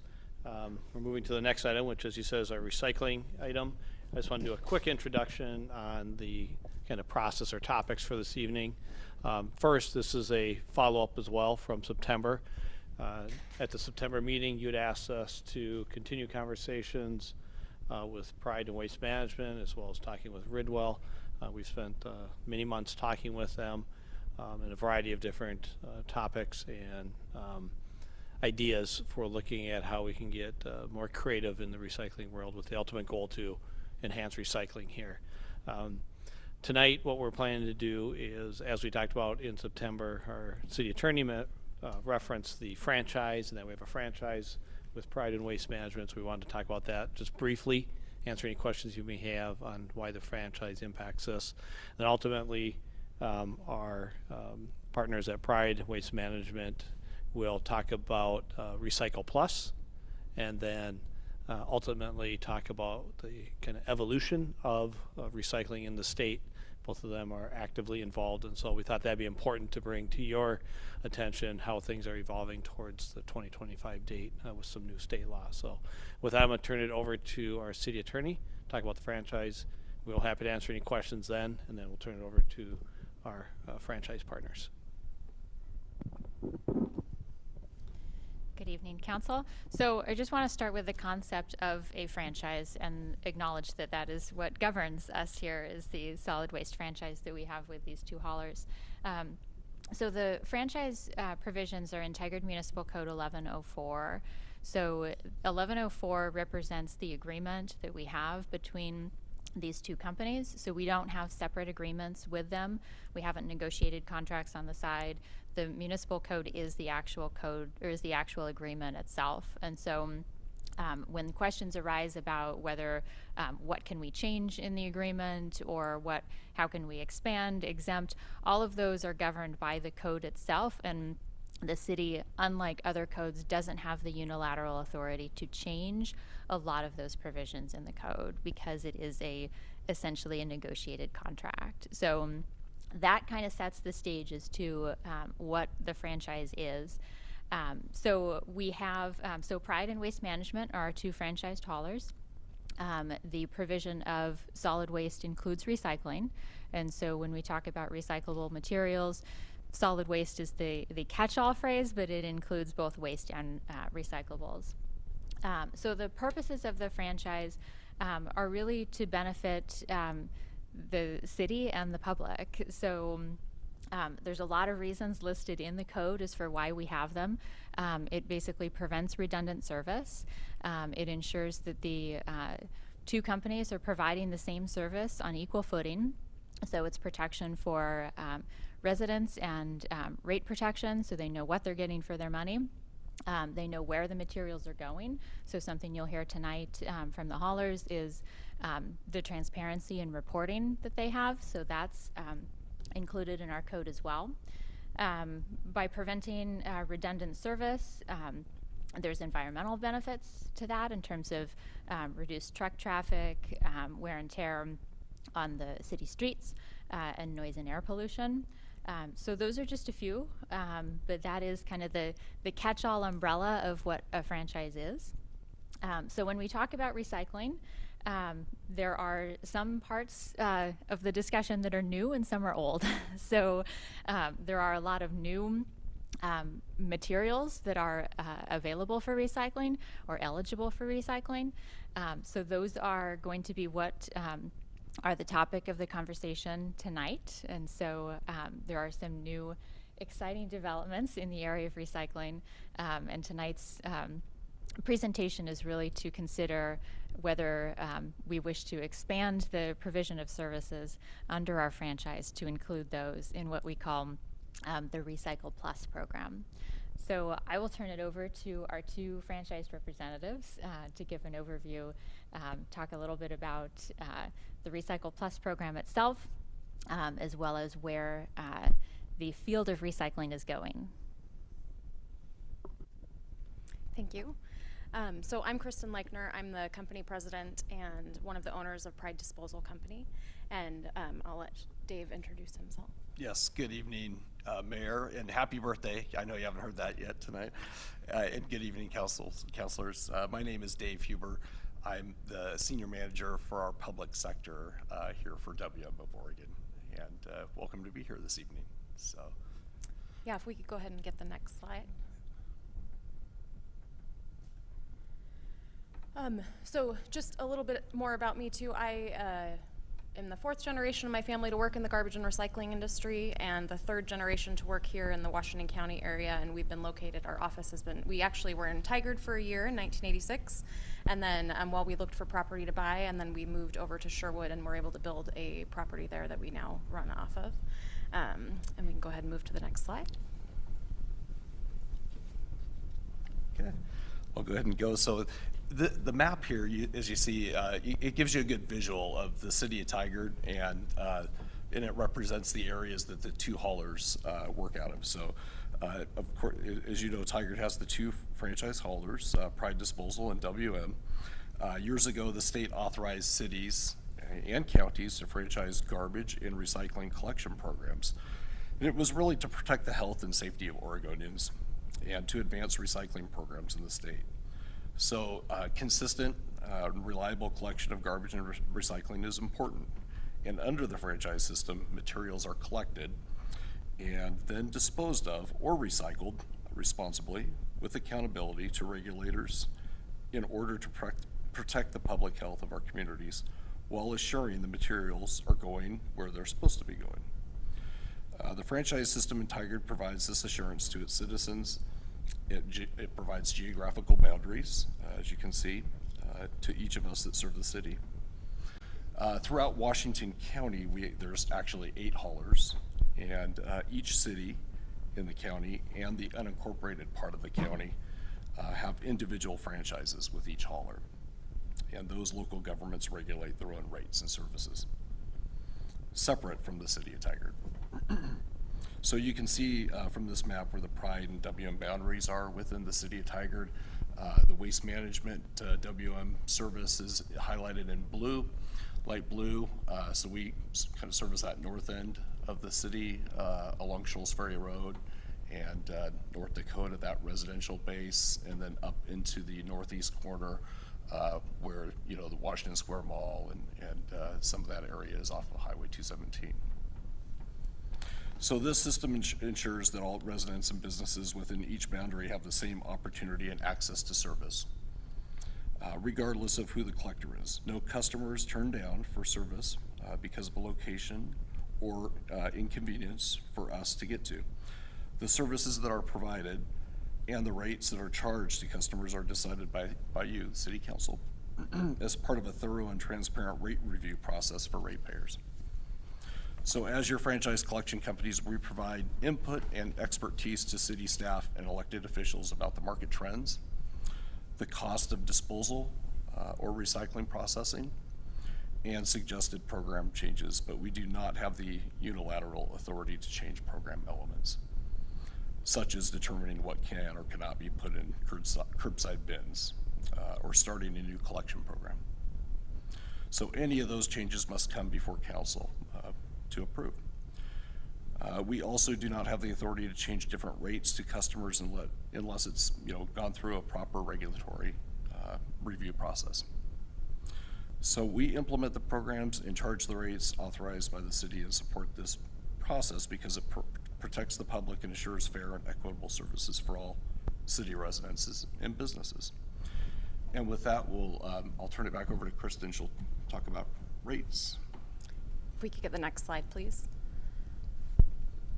So as Dave mentioned, all of our rates are regulated by all of the local governments that we work with. So each of us turn in a detailed cost report to the City of Tigard every year on March 15th.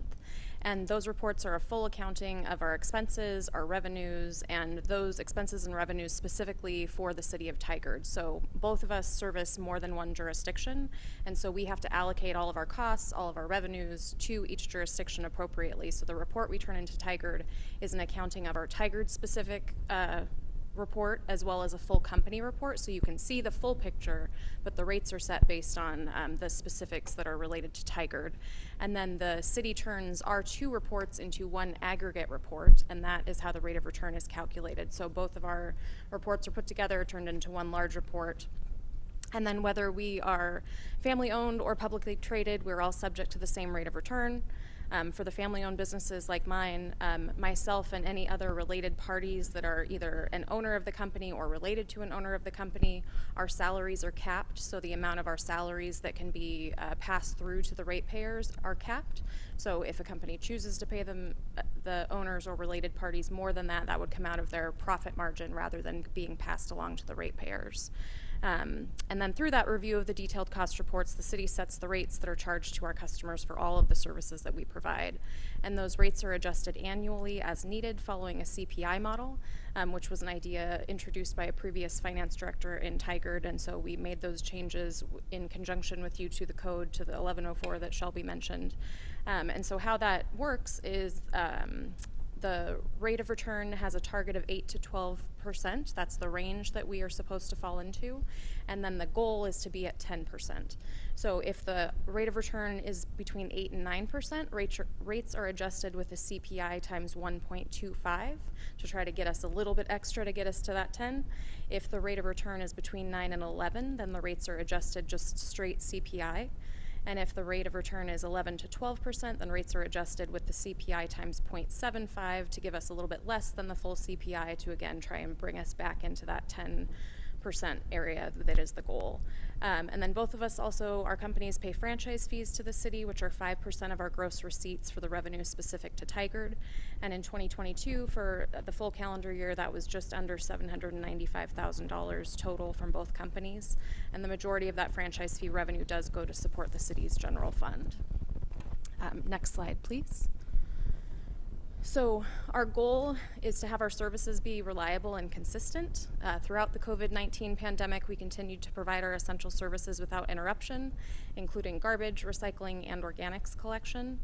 The pandemic did bring interruptions to non-franchise recycling programs around the state, such as the bottle bill, paint care, electronics recycling. All of those systems did see issues with facilities closing or stopping accepting materials, unless those programs were also being run by franchise collection companies. So my company, for example, at our recycling depot in Sherwood, we are one of the permitted receivers for the Oregon E-Cycles program, and so that there was no interruption in that service for us, because except for the couple of weeks where we closed due to not being sure if we could have the public at our site in the very initial beginning of the pandemic, but then we were able to get things back going pretty quickly.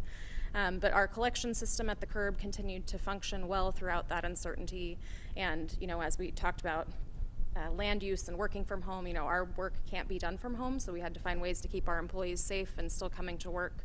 Our drivers continued to come to work each day so they could continue to service our customers. And these are just some examples of notes both of our companies received during this, thanking us for our service, and which really meant a lot to us. And we were proud to be able to maintain those services. Next slide, please.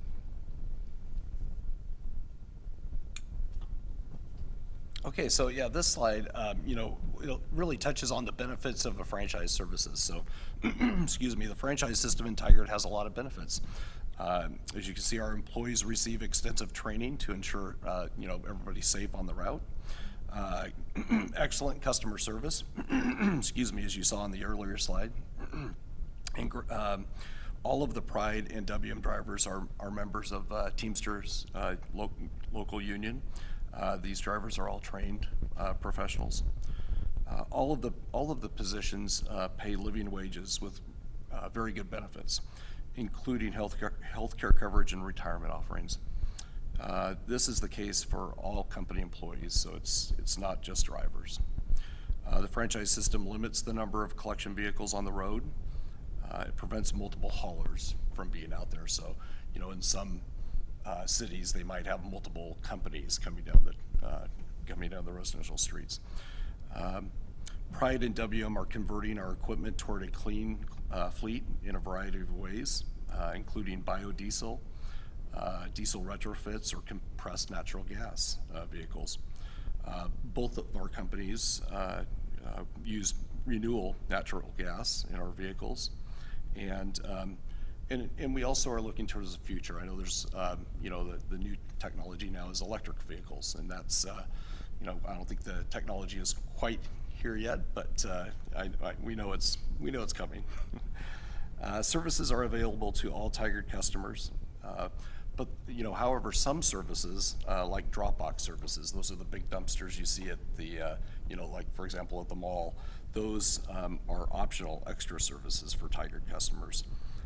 But they are still part of the system and regulated by the City of Tigard.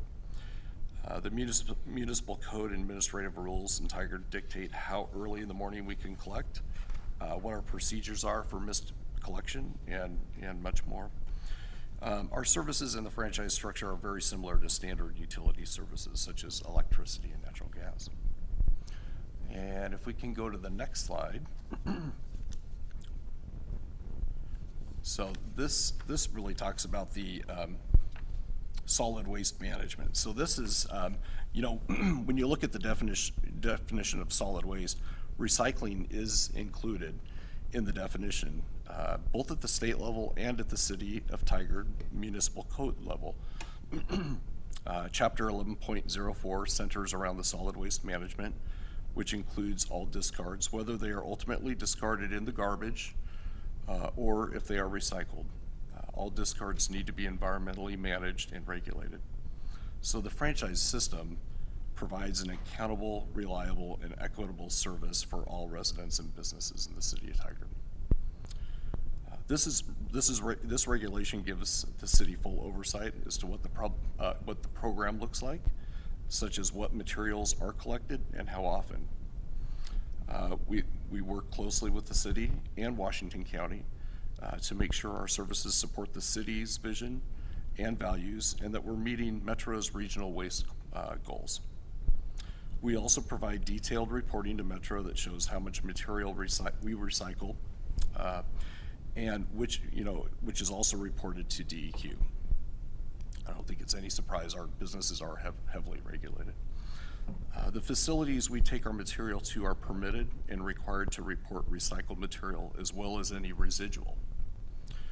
Residual is a material that was placed in the recycling mix but was not accepted. It ended up being garbage as part of the program. All material is reported by weight. And with that, we'll go ahead and move to the next slide, and Crystal will talk about the evolution of recycling. Yeah, so recycling has evolved quite a bit over the years. We've always worked with our local government partners to establish new recycling programs and expand existing services. We started with separating our recyclables in the bins, and then we started by mixing our recyclables in the same bins, and then we changed to putting most of the recyclables in a cart and leaving the glass on the side.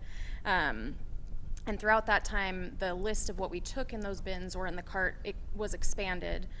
We have not ever removed anything off of the list once, we've continued to expand on the program. And sometimes throughout the years, those changes have been suggested by our companies. Sometimes they've been driven by county or city staff, and sometimes they've begun with requests from customers. We recently changed our glass from monthly to every other week. We recently added food scraps to the yard debris, and those are both good examples of things that we heard a lot from our customers. They wanted more service, they wanted more frequent glass collection, they wanted to be able to compost their food scraps. And then the food scraps program started January 1st of this year, which we were really excited about. We also added household battery collection for recycling in Tigard. I believe it was November of 21 that we started doing that. So that's been another great thing for us to get batteries out of the garbage, to not only recycle them, but also prevent truck fires, facility fires. So getting those materials out of the general garbage has been a good thing for us. And as we mentioned earlier, we can't make changes to these, can't make these changes unilaterally. We have to come before you, make the proposal, get your permission, and work in partnership with you to get those things going off the ground. So next slide. The next kind of big change is the Recycling Modernization Act. So Senate Bill 582 passed the Oregon legislature in 2021. The Recycling Modernization Act, or RMA as we all call it for short, The goal of the RMA is to update Oregon's recycling system by building on the successful local programs like we have here in Tigard and requiring packaging producers and manufacturers to take responsibility, mostly a financial responsibility for their role in producing the products that are sold, used, and then recovered or discarded by Oregonians. So the RMA creates an innovative system where all participants in the system share responsibility to build a program that works for everyone. So it's designed to make recycling easier for the public to use, expand access to recycling, upgrade the facilities where we take our materials that sort the recycling, and create environmental benefits while reducing the social and environmental harms such as plastic pollution. So it's a very large piece of legislation that I will try and give you in a nutshell, and happy to answer any questions later. But producers and manufacturers of the packaged items, paper products, and food serviceware will pay for many of these necessary improvements and help ensure recycling is successful and continues to be successful in Oregon. And so these changes don't start until July of 2025, but the implementation of this bill is already underway. There's a truth and labeling task force that they finished their work last June, I believe. And then there is potential truth and labeling legislation coming out of that task force that's at the Oregon legislature right now. There was a group, ORSAC, it stands for Oregon Recycling System Advisory Council, that formed out of the RMA legislation. And that group, I think, has met twice so far. Part of their role is to, as the producer responsibility organizations take place or form, they will approve their plans along with DEQ. So the ORSAC is made up of local governments, recycling facilities, producers, garbage companies, recycling companies, to all work together to try and make this legislation successful in the long term. There's also a materials list technical work group that is talking about what is the right list of materials to be recycled at the curb. There is a rules advisory committee, the first one that has already been formed. I'm an alternate for one of the hauler representatives on that group. And they're reviewing things such as producer responsibility, PRO plans. It's a mouthful to say that whole thing. Local government compensation, which there is a needs assessment that all local governments, if they want to potentially get funding in the first round in 2025, that needs assessments are due in mid-April. I've been in contact with city staff, and I'm also working with county staff to kind of help provide some guidance on things that the city of Tigard could ask for funding to help educate folks on this. And then the big thing that the RAC is looking at right now is the uniform statewide collection list, which is, the goal is to have there be a statewide list of what you can recycle. So what you can recycle in Pendleton is the same as what you can recycle in Portland is the same as you can recycle in Ashland. And so to make it so the list is the same, how that material is collected is still going to be decided by the local government. Is it going to be done at the curb? Is it going to be done at a depot? More rural communities typically don't have curbside collection just because of the distance between each home. So, but the goal is to have the list of what you can recycle be the same everywhere. And so there's a lot of conversation about what should be on that list. There's talk about expanding, so what we currently take in the metro area could expand based on this list. So there's just still a lot of moving parts, and it is a lot. That's why it won't be implemented until 2025. So more to come on that. But it's kind of the next phase in this recycling evolution that we're talking about. Next slide, please. A more immediate evolution in this is our proposal to roll out a Recycle Plus program, which we talked to, some of you were on council then a few months ago about this potential proposal. So the proposal is to provide an optional enhanced recycling service to residential customers in Tigard who choose to participate. So since we've last met, this service is now being offered in multiple Washington County jurisdictions. Unincorporated Washington County started in July of last year. Sherwood, King City, Durham started in January of this year. North Plains, I believe, started July or August of last year. City of Beaverton started in November of last year. So there's several Washington County jurisdictions that have started this program. Other metro region jurisdictions that are moving this way or either in the process of approving or have approved are Gresham and Clackamas County. And so the proposal is before you with kind of what we're talking about. It's an optional service, so only those who choose to participate would be charged these fees. It is a monthly fee of $2.50 per month to have the service, which includes the purple bin that you see photographed there. And then it is an on-call service, so if a customer does not need a pickup in any given month, they would only pay that $2.50 a month.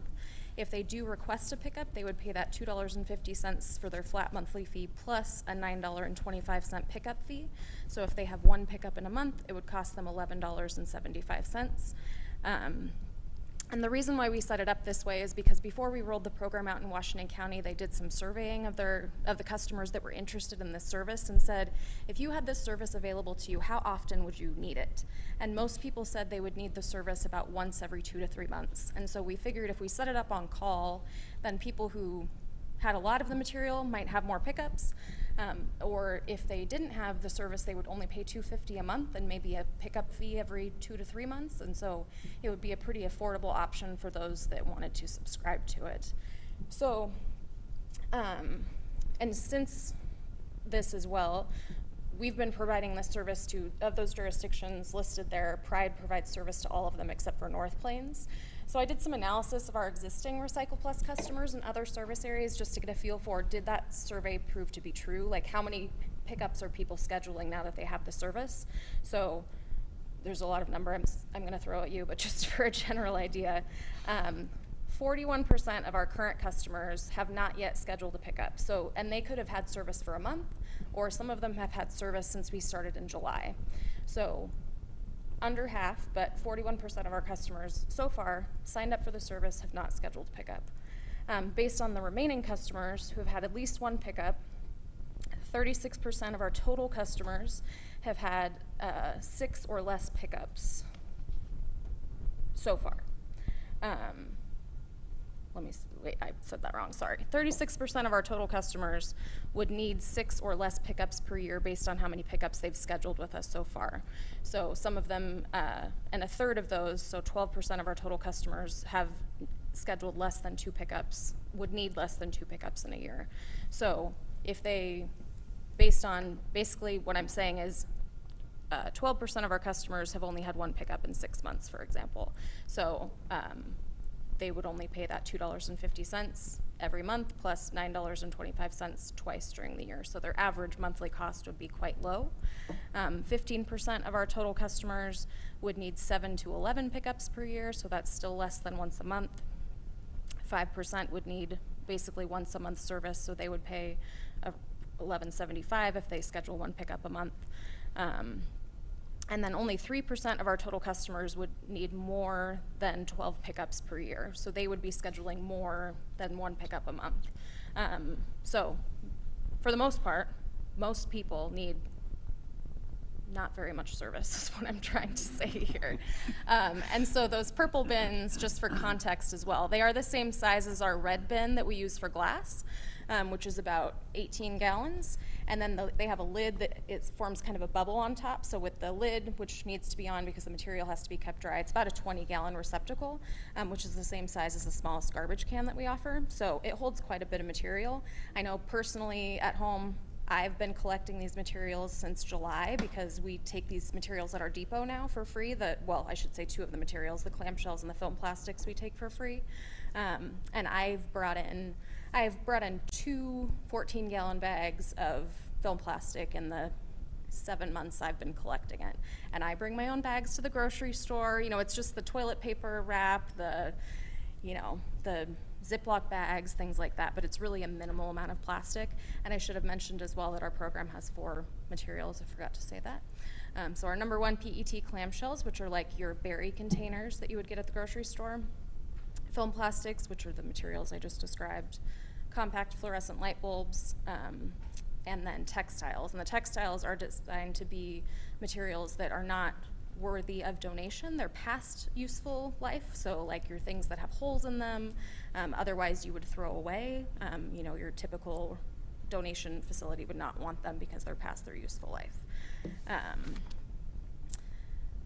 And then also the other component of our program that we did our first quarterly item with Washington County is we would do a quarterly kind of specialty either recycling or reuse item. So in January was our first time we did that with Washington County, and we did string lights, so like Christmas lights, things like that that have burnt out.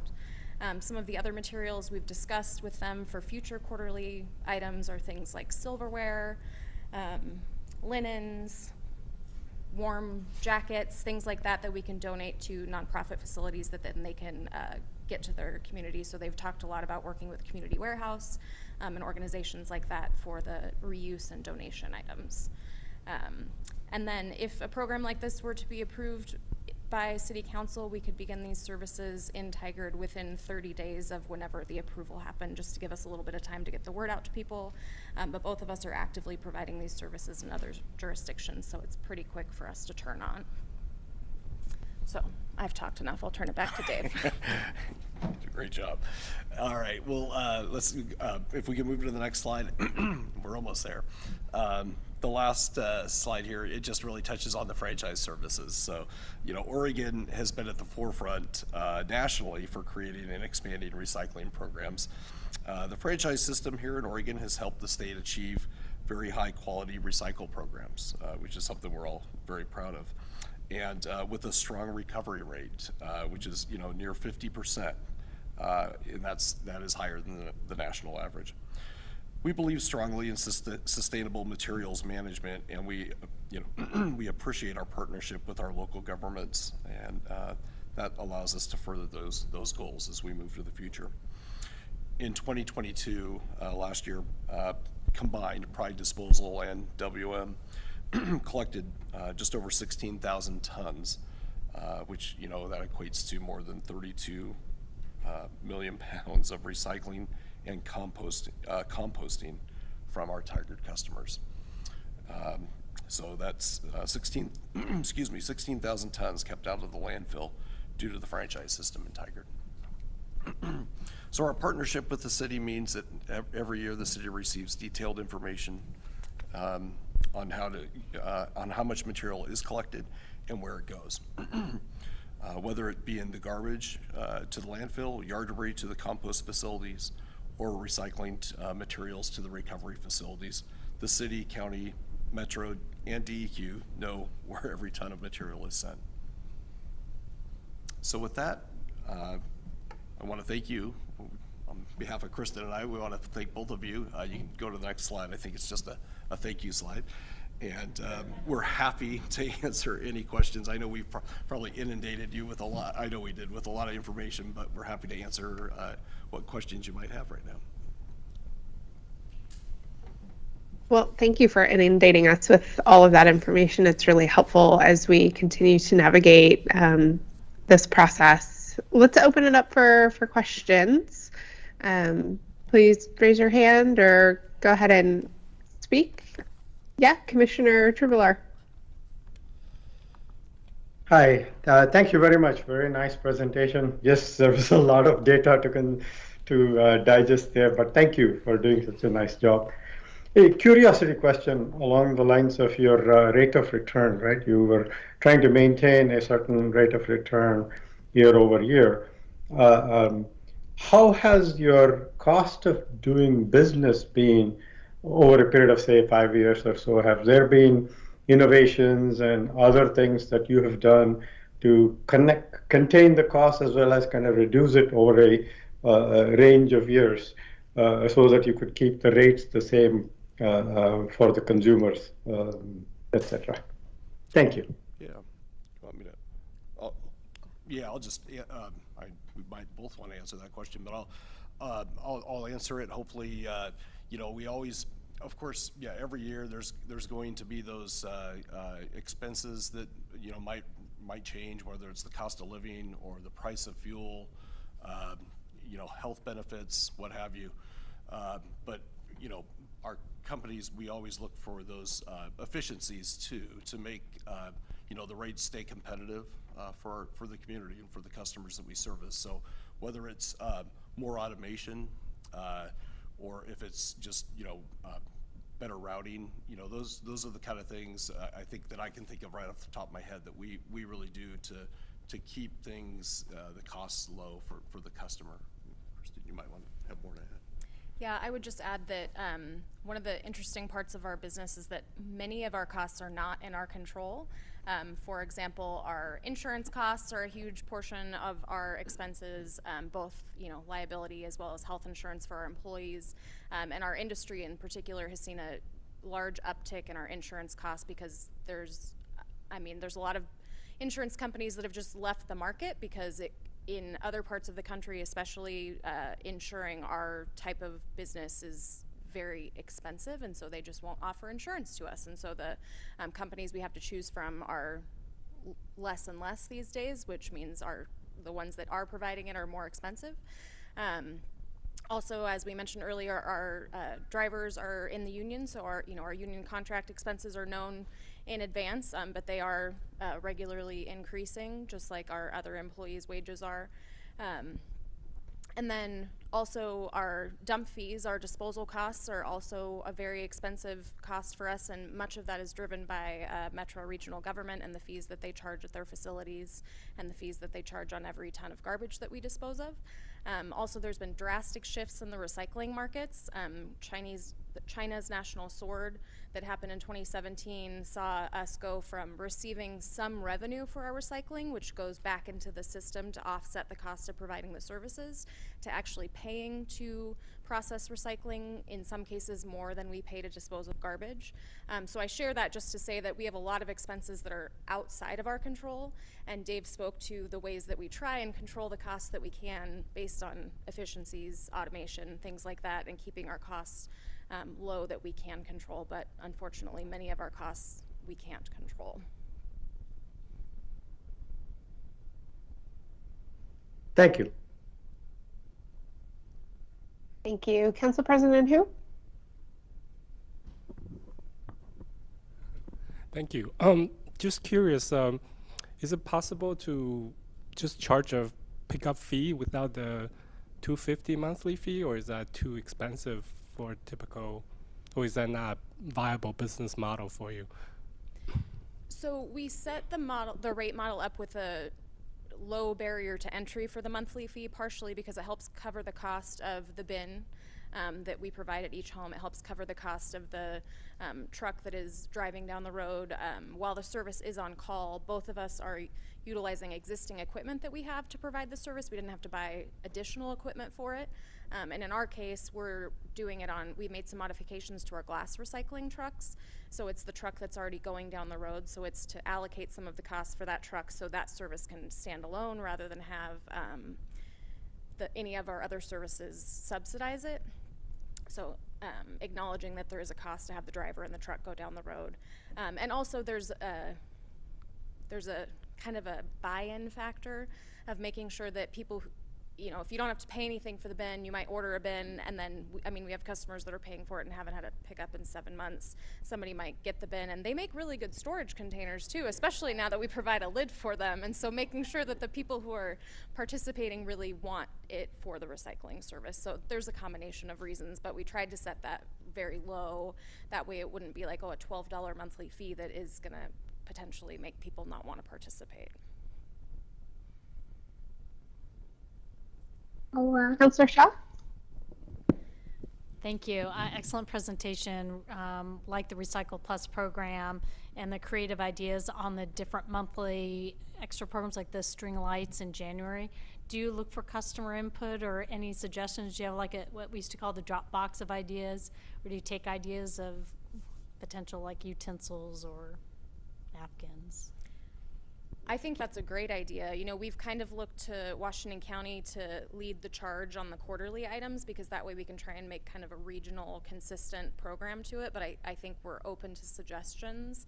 And especially, the first year, I think we kind of have a little bit of a plan, but then you don't want to repeat things, to a point you might repeat them occasionally, but we want to make sure that we're keeping it fresh and making sure that we,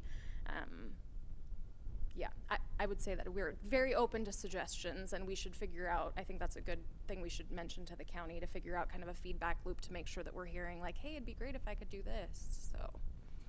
Yeah, and I'll just add to that, there's WM of Oregon, we provide services over in Clackamas County and City of Gresham, and we're working with them right now on this program, Recycle Plus program. And you know, one of the ideas was for that extra recycling item to be just small electronics, because you know, it is something that can't, you know, the electronics that aren't supposed to go in the waste stream, you know, where we can pick them up.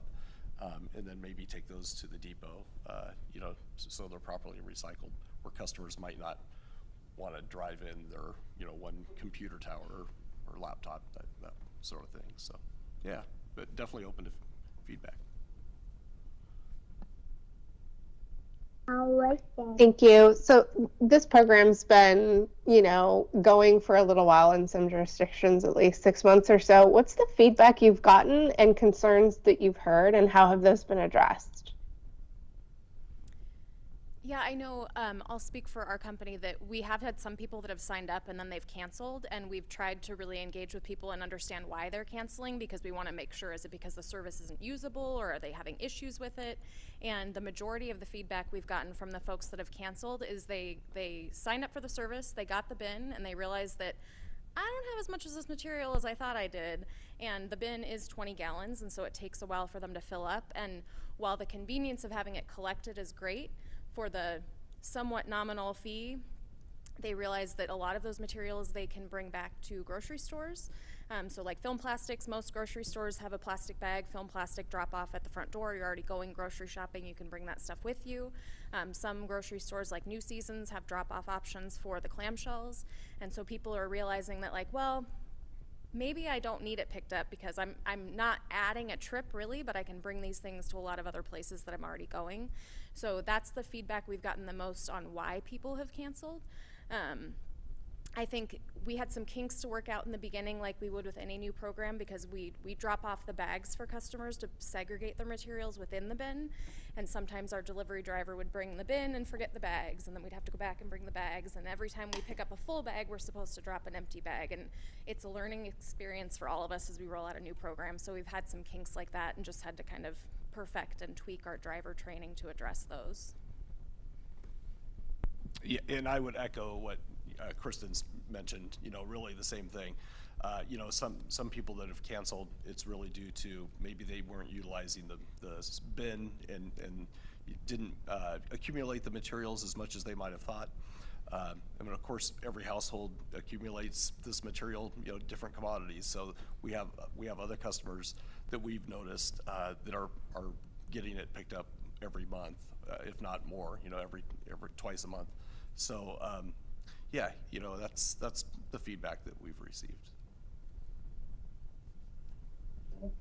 Thank you. That's really helpful. Yeah, no, I think those bins are pretty large, and it's probably like going to take my family a while to fill it up. But the convenience of having it picked up versus dropping it off is, I think, to some worth that monthly fee to pay for.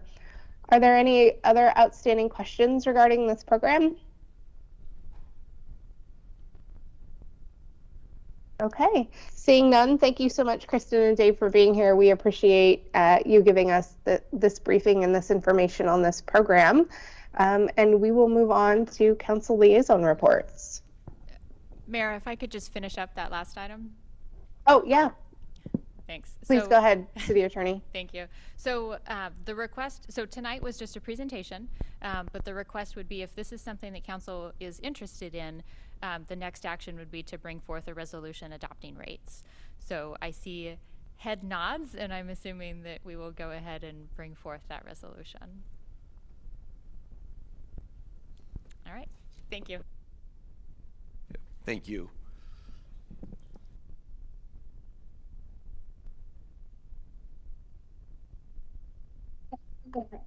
Thank you so much. So now we will move forward to council liaison reports. Is there any councilor who wants to start? Please raise your hand. I can't see you.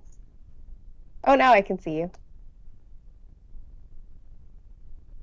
I'm happy to pick on you. I will go first, Mayor. Thank you. Council President who? So I just only have the Town Center Advisory Commission. They met on February 8th, and that's the day after our joint meeting with them. And they have a debriefing, and the commissioner generally feel that the joint meeting with council went well, and they felt appreciated for their work. And they are starting the goal setting for the year, and they plan to officially adopt their goals in their March meeting. And that's all I have. Thank you. That's great. Thank you so much. Looks like Councilor Shaw is next. We'll make it easy for you, Mayor. I think we'll just go down the line. Appreciate it. So it was a robust month. Parks and Recreation Board, otherwise known as PRAB, was a great discussion. They reviewed the Tigard Parks and Maintenance Draft fiscal year 24 budget. And within that budget, it looked in line. They are looking at potential city allocated costs, but that's across Public Works. In addition, the Summer Lake Hard Court schedule for pickleball and tennis, boy, said that one fast, was reviewed and approved. The rules and signage are being developed, and the goal is to have that rule in place by mid-March. So if you're a pickleball or tennis player, please look for those new rules at Summer Lake. The Tigard Trans Station Advisory Committee met as well, and a reminder that Tigard won a $105,800 grant from Portland General Electric Drive Change Fund, and that was to purchase e-bikes at 2 affordable housing facilities. So great news there. That'll further our goal for a walkable, healthy, equitable, and accessible city for everyone. The Tiedemann Avenue Multimodal Survey was closed, and a summary is being developed. We anticipate that's going to be in late March, and then in April there'll be a public open house to present design alternatives. So lots of work happening. The Water Advisory Board also met and discussed the need to have what apparently is a mandatory annual meeting between the Water Advisory Board, all councilors, and commissioners, and that's Public Works Director Brian Rager is putting that into motion. And in addition, we continue our search for a talented individual to fill the role of utility manager. I believe Human Resources is updating the job description, and we'll ask the board and potentially council to send it out to our network so we can get that position filled. And then I will pass it now on to Councilor Wolf for her report. Thank you, Councilor Shaw. Yeah, just a couple. The Tigard Increment Financing Improvement Program Joint Committee met on the 15th to review K-Kupla's application for a $25,000 grant to support their new business. K-Kupla is located on 72nd Street in the Overland, and it's a do-it-yourself, kind of build your cake and decorate it, kind of a party place, if you will. Final review is in process, and the owners will then find out very soon should the grant be awarded. And then the current funding available for matching grants in the fund is $75,000 for this cycle, for this budget.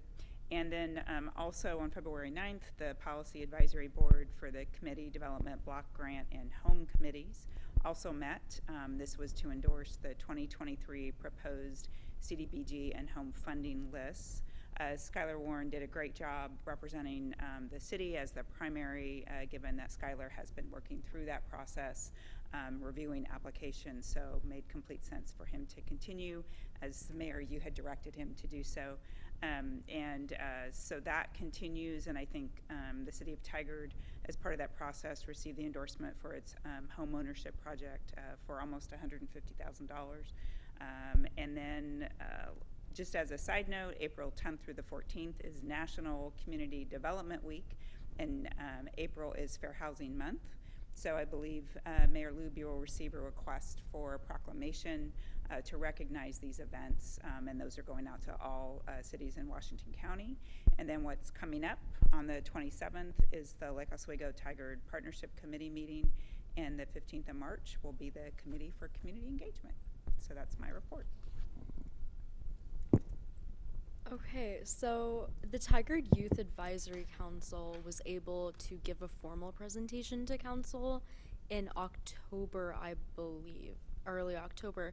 But since then, we have been busy we were able to do trick or treat on Main Street and other activities, including a book drive where we were able to donate a good number of books to the Friends of the Tigard Library. So we were able to give back to the community. We have also worked on a blanket drive where we made blankets thanks to Joanne's kind donation. We were able to take that and make blankets for the community. On early January, we were kind of taking this time to talk about our organization strategies, look at our bylaws, and make any amends to it to kind of update our codes.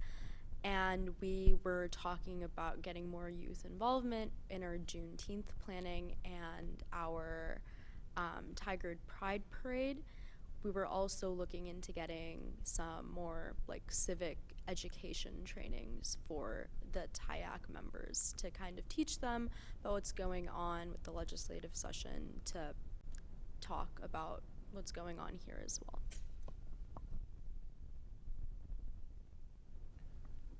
Great. For me, I had the Regional Water Provider Consortium Board meeting on February 1st, and that was one of the first meetings I went to with them, and they went over their equity commitment. The Tigard Library Board was another meeting I went to, I think in February 8th. That was another introductory meeting, and they will be presenting at, I think, a future Tigard City Council meeting as well. And that's it for me. Okay. Thank you, Councillor Singh. I will just do a couple of high-level updates. With the chair and mayors and Washington County mayors meeting in general, we're all working very hard in partnership with Washington County due to their budget shortfall to make sure we're in constant communication as far as what their budget choices, how it will affect our budget choices as we're going through this process in a parallel manner to ensure there's no surprises and we're prepared in our budget for any impacts. The other thing I was going to say, just the Metropolitan Mayors Consortium, we're just working in conjunction with our lobbyists on the bills that are coming before and whether or not to advocate for them on a city level. And so I just wanted to keep you all in the loop that that's something that's also happening, not specifically for Tigard, but as the Metropolitan Mayors. So yeah, thank you so much for your first council liaison assignments, and I hope you're enjoying your boards and committees. It's so important to really be a part of the work that, the detailed work that's going on at that level.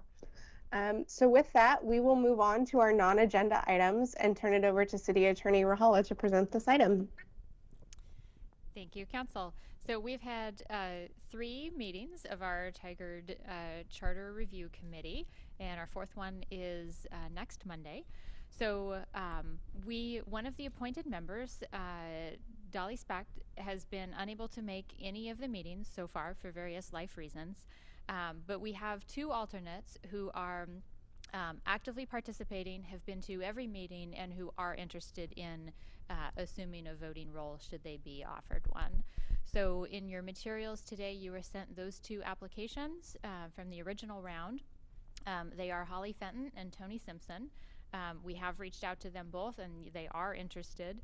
So the question before council tonight is, do you want to make a change and flip Dolly Specht with one of the alternates for a change of voting role to a non-voting role and elevate a non-voting role?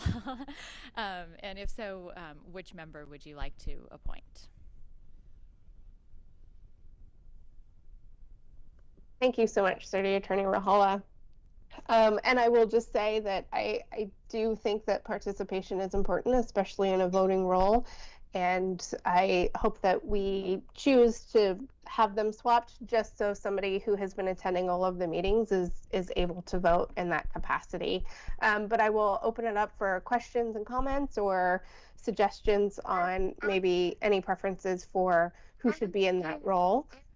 Councillor Shaw. Thank you, Mayor. And I'm assuming this is not a surprise to Dolly Specht.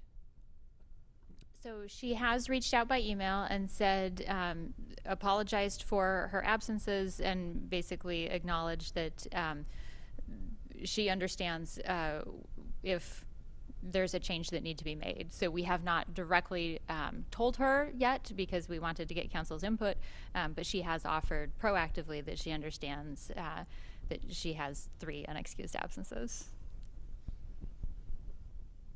And then do we know if both of our candidates live in Tigard, and do we have a preference for those who live in Tigard?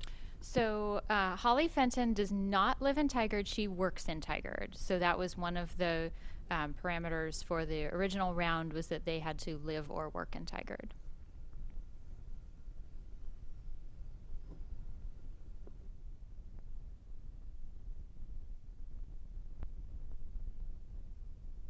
Council President who?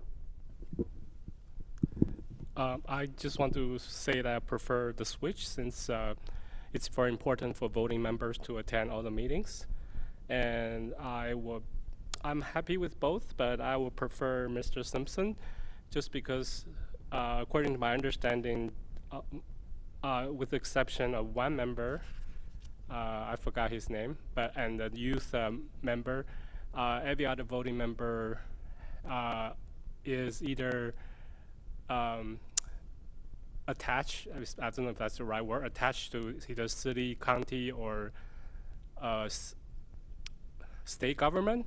And as good as Ms. Fenton is, she's still working with the city government. So I would like, for diversity reason, I would like to, I prefer Mr. Simpson just because he doesn't work with any city government.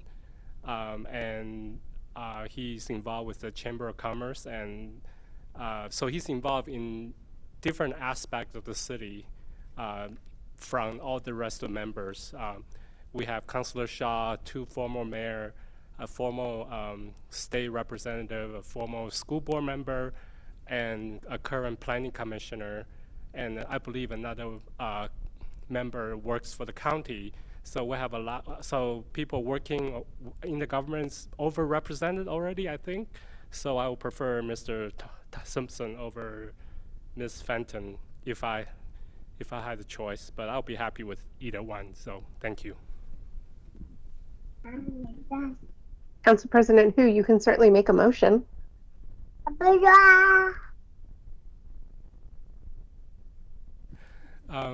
Okay, I move to appoint Tony Simpson as a voting member and Dolly Specht as an alternate for the Charter Review Committee. I second the motion. Okay, it's been moved and seconded. Is there any further discussion on this motion? Seeing none, Assistant City Recorder Raimundo, will you please call a roll call vote? Councillor Singh, Yes.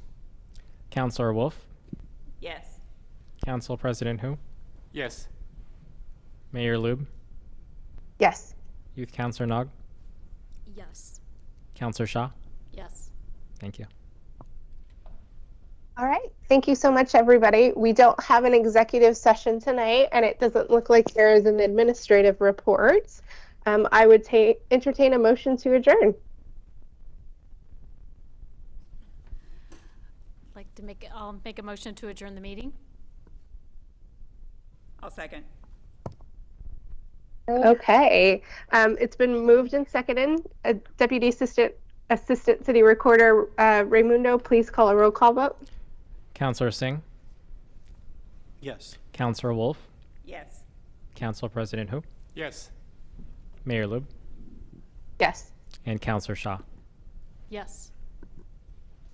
All right, thank you so much, everybody. That motion passes unanimously. Have a wonderful night. Good night, Tigard. You want to tell everybody bye-bye? We were hoping to sing happy birthday to you, Mayor Lube. Oh. I mean, if you'd like to, but you certainly don't need to. Well, it'll be fun for Elizabeth too. Bye-bye. Happy birthday to you. Happy birthday, dear Heidi. Happy birthday to you. Hi, Elizabeth. Bye, Elizabeth.